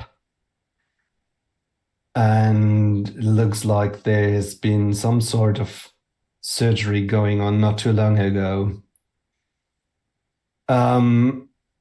You can see some of the skin on the torso, and just above the collarbone, there's another tiny tattoo.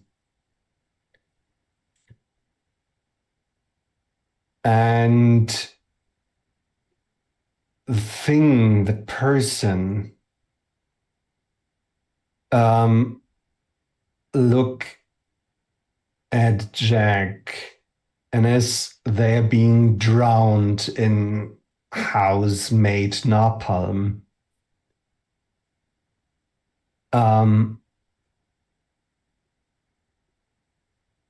they turn.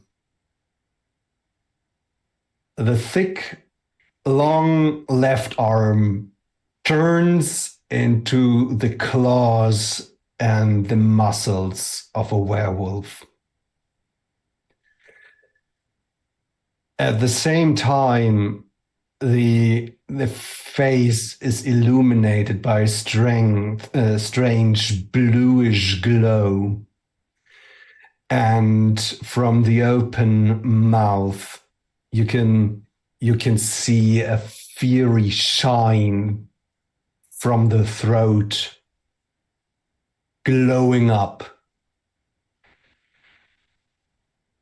There's something happening with the legs. There's something happening in the back. And suddenly, some of the machines around to you come to life. And it's all just a giant mess. What do you do? It's time to go. Yep. Yeah, I'm gonna pop the top off of that hairspray and just fire mace this thing that I just doused in fluid, and hope for the best. Yeah, I think it's a good time for Ashley to use the Colt that Baz gave her. Actually, she also has the tranquilizers too, but I don't think she wants to get close enough unless she's got like a dart gun or something. But You could give him to Jack. yeah, Jack, go stab Happy. Don't get yourself. Yeah, seeing as our friend just got nicely doused in napalm, Baz will literally grab the flare, light it off, and just see if they can play fetch with it, aka just throw it in their mouth. And see if they turn into the Human Torch. Because what could possibly go wrong? Jack takes the syringes from Ashley, knowing full well that the creature is probably very much on fire now. Still jumps towards them, very much. What's the movie called? I don't remember what it's called, where the guy jumps off the building and stabs the dragon with his axe. Very much just leaps off the table, the syringe in his hand, and just Rain of plunges Fire? it. Rain of Fire. Yeah. Nice. Very much like that, leaping in towards the flames, just complete anger and retribution in his face. Like, this is it. This is where my revenge comes, as he just jumps into this burning creature and plunges this needle into it, which may or may not do something. Okay. So let's do some dice rolls. That completely misses and lands on the floor, knocks himself out. No. Jack. Julie.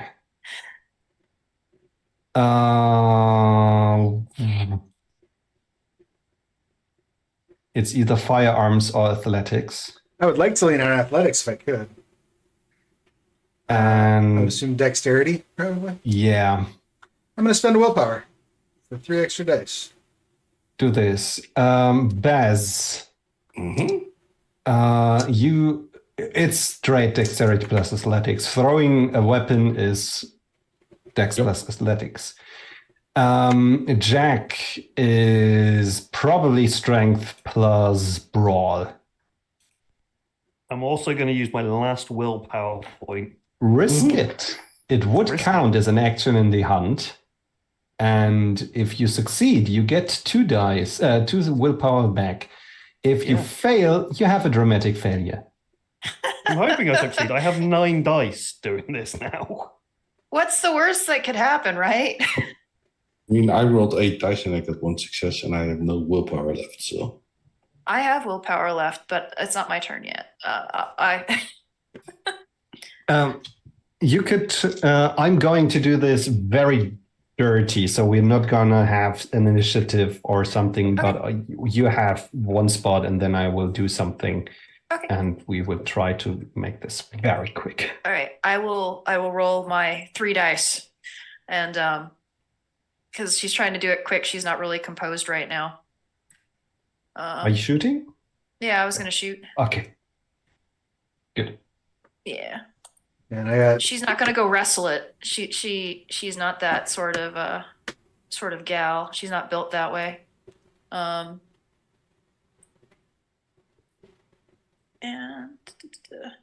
her 3 dice, I guess. Oh yeah. Yay, I got 2 successes. She got to do the pew pew. Pew. Pew pew. Will it matter? We'll find out. We'll find out after the break. I also got 2 successes on the fire mace roll. Awesome. Jack. I'm trying to send the picture through, but my internet's been crap. I got 2 successes. I got 2 Woohoo. 9s, Awesome. luckily. So we got 2 for Ashley, 2 for Jack, 1 success for Baz. 1 for Baz, and 2 for Julie. So we got 7 altogether. Okay. The second source of fire, the hairspray, flames up, and it gets in contact with the incinerative liquid on our monster, and it just turns into a torch. The torch also hits the flare hits that was thrown by Baz, and the impact brings your adversary a little bit, pushing it backwards. Ashley's bullets hit, and you can see that is getting off balance. And then Jack lands his attack and hit with the syringes. There's pain. There's so much pain for Jack and the creature, because Jack is getting majorly burned.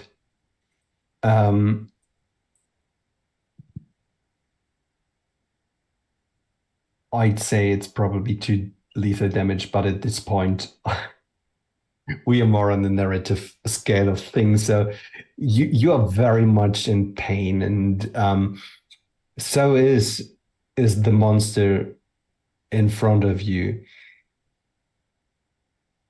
you can see the eyes. These are human eyes. It's not the yellow of the werewolves that you've seen. That is just sheer panic, and you can read from it that it's just trying to survive, and you are the predator that is maybe going to take it out. And then the rage inside Jack allows him to get some words out as he sees these eyes. The pain you feel is over. My rage ends you.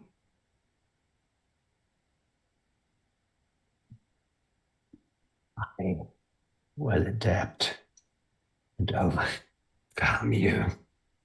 And it places down, more like falling, places down its hands on the ground, and the space around you just contorts. The room is splitting up into strange angles, and there are doors all over the place, and corridors and doors and strange window panes, and you're separated. And you can hear the creature burning and screaming somewhere behind you, below you, above you, somewhere. Since we are very short on time, and I promised this would be the last session, how are you trying to escape from this maze? Jack screams. So in good thing about being fury. on a ship.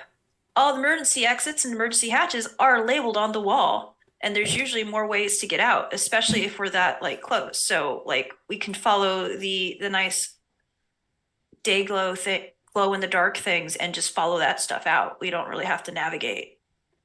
Ashley follows the exit signs. Okay. How is Julie escaping? I'm going to follow the trail of breadcrumb that I've been leaving this entire time. Once I lit something on fire, everything should be on fire. So I'm just going to follow race the fire to the door, right?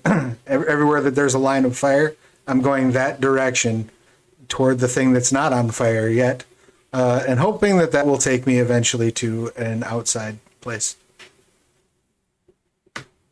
How is Jack moving through the ship?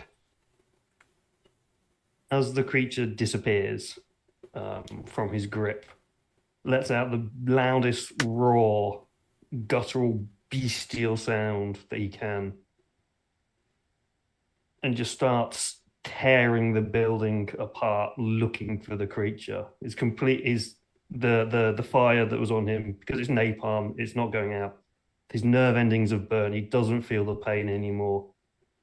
All that's in his mind is, where is this creature? I need to end it. I need to kill this creature. He doesn't care about getting out anymore. And how does Baz move through the ship? Baz won't exit the ship. He's going after the creature as well. He kind of has to avenge fallen comrades now that it's so close within the grabs, even though it's not the same creature. But yeah. So he's going after the sound as well. And most likely Jack and Baz will meet up somewhere in a chase of who gets to the creature first. The fire does a lot of destruction. It incinerates some other stuff in there. The air is filled with aerosols and high incendiary fumes. If somebody made a video of this, this would end up as the most horrible barbecue inciting accident ever. This is all nightmares of all firefighters combined.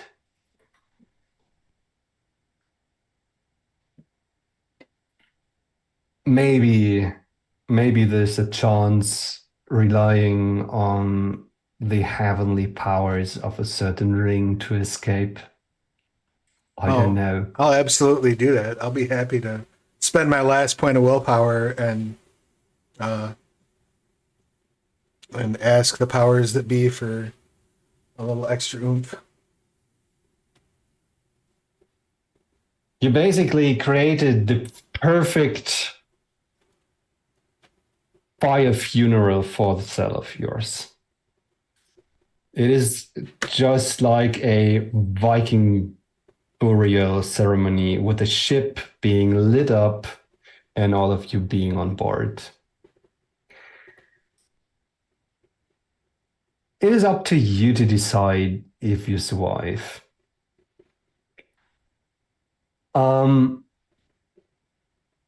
One thing I'm gonna give to Ashley is that she is going and that she's actually finding a way through the maze back to the laboratory room. And there she finds a folder with a lot of redacted files in it. And I don't know when you're going through these documents, maybe in your last moment before death, maybe after you escaped this hell, I don't know. But you're looking at these papers, and one of them also has this flattened globe symbol on them. And there's a small written thingy on it. And it just says Chiron Group.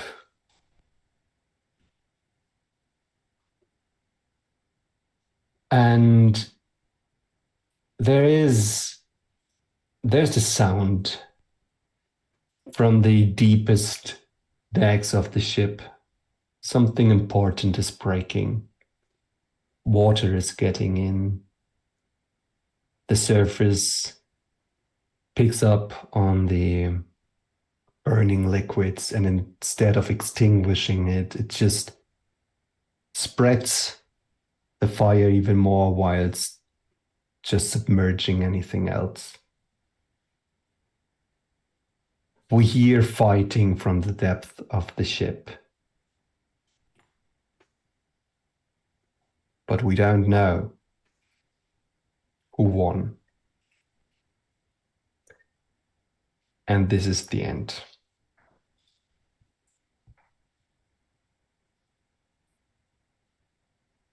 Thank you all. That was awesome. Thank you. Great.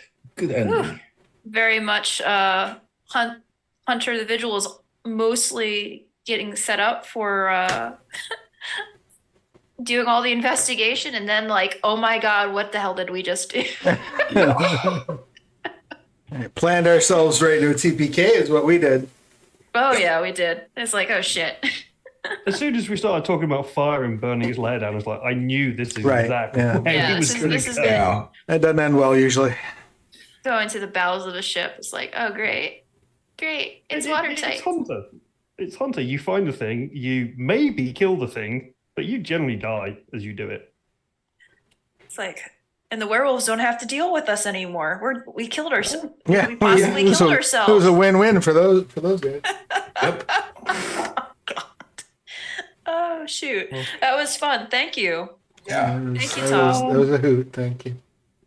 So, Thank you. Will they And we'll leave it up survive? to Will the they audience. die? As they leave it up to the audience to fill in the end of that as who survived, who died. Yeah. I mean, Yeah, the last shot's just this burning ship sort of falling beneath the surface. Does the hand come out? Maybe. Yeah, who knows? Is it one of ours? Maybe. No. Two purple eyes start floating towards the surface. Well, and then if we manage to like get out of the skin of the ship, right? And then we're in the harbor waters with whatever the hell malevolent creatures in there. And so it's like, well, out of the frying pan into the fire is like Jesus. yep. We pretty effectively screwed ourselves there, but yeah. We made good choices. Good times. Lots of choices, but we made them. yeah, you're very on point for the hunters in this city. Why their cell goes disappear? Hunters come in, hunters don't leave. Yep. It is a very special place. And I was so looking forward to dragging you below water and have my first real underwater fight. But as it's once again something you should learn as a storyteller. Don't force your players to live out your fantasies. It won't work out. Just one day we'll give you an underwater fight. One day. We should play They Came From Beneath the Waves or beneath the sea. Yeah. There's a lot of potential for that. I didn't plan for a car fight scene with werewolves. I planned more on, maybe there is another way to find out about the wreck and maybe get into the history of it and maybe be a little bit more informed about what's going on there. Because I had a backstory. I had thoughts on stuff. Community content. As they say, yeah, exactly. As they say, no plan survives contact with the players. No, but I wouldn't have it any other way. Perfect. I had a blast, Tom. Thank you very much Yeah, for thank running you. this for us. This was huge. Yeah, it was great playing with everyone too. Again. Well, on that bright shiny, we want to do our outros and goodbyes. Do you want to start us off, Tom? Tell us who you've been, your pronouns, anything you care to promote. Yeah, sure. I am Tom Murr. I am definitely not a fake creature, but a bodiless voice from the void. And my pronouns are he, him, and I do run games occasionally. And I can tell you that I'm currently preparing my game for Onyx Path Game Night. And I'm going to do a little bit of They Come From Beyond the Grave. So if you like what happened today, maybe you can have a look at that one. I am not at the magical point of 5 reviews where it can be found openly on startplaying.games, but I will post it in the Discord and will be there if you want to join my game. Excellent. So that was me. Thank you. Thank you for being here. This was awesome. Thank you for running. Had a load of fun, and I've thrown the link to the Onyx Path Game Night in the chat in case folks want to check that out. It's one of the things that we do every month. Last Friday of every month, we have kind of a get together through our partners that start playing to have different games where you can run or show up as a player. You can also get more information on that over at our Discord. Next up, Kim, why don't you give us your pertinence, please? All right. Again, I'm Kim Godwin, she, her. I'm a freelancer for Onyx Path Publishing. I recently put out the tasty bit for April, which was Don't Open the Gates for They Came From Beyond the Grave. I've worked on a lot of They Came From titles, including the upcoming Witchford Academy. I also worked on a World Below with Travis. And we also worked together on, I think, all three of the upcoming Aberrant books. Yes. like hated and feared, best what I do, And, and it from Shadows. Shadows, yeah. And you, Yeah. you did not work on, what's the other book? With great power. Great Power, yeah. Right. Yeah, I didn't work on that one. I worked on the other three though. So yeah, lots of fun things coming up. Definitely check out World Below. Matthew has been running the blogs talking about world setting stuff. Eventually that will stop. And of course, there's lots of the Kickstarter for the new They Came From game of mystery. It's not an actual mystery game. It's a mystery what it is. Later on this month.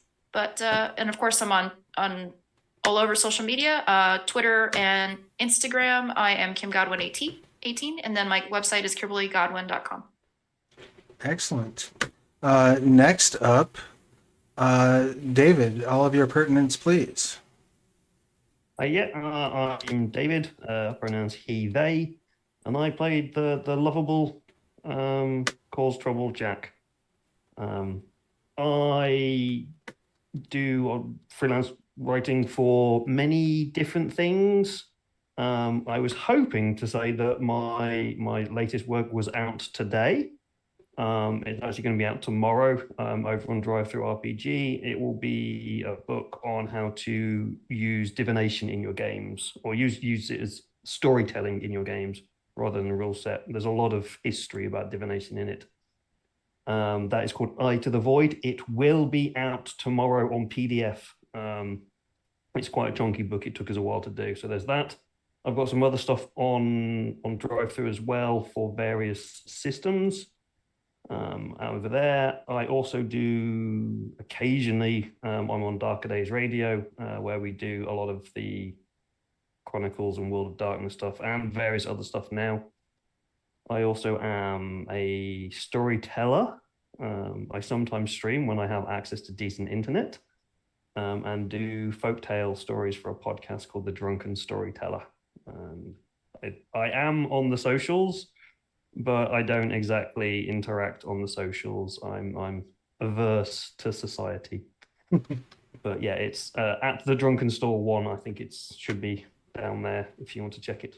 That's me. Excellent. And I've got that as well as a link to Darker Days in the Twitch chat. Thank you so much for being here and being part of the story. And that leaves us with Edwin, your pertinence, please. Yeah, at Wessels, I was playing. Well, actually, let me start.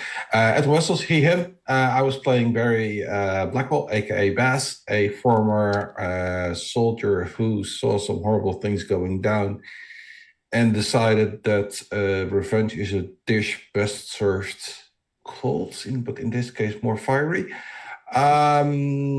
You can find me on Twitter at gaming_pilgrim. I don't do anything fancy like Tom, Kim, Travis, or David. I'm just your regular player that's looking for a good story and having a field day with it and cause mayhem whenever Tom is telling a story and he puts me and Kim in the same room, basically. Awesome. Well, thank you so much for being here. I guess that finally leaves me. I'm Travis, he, they. When I'm not running games, I'm writing them.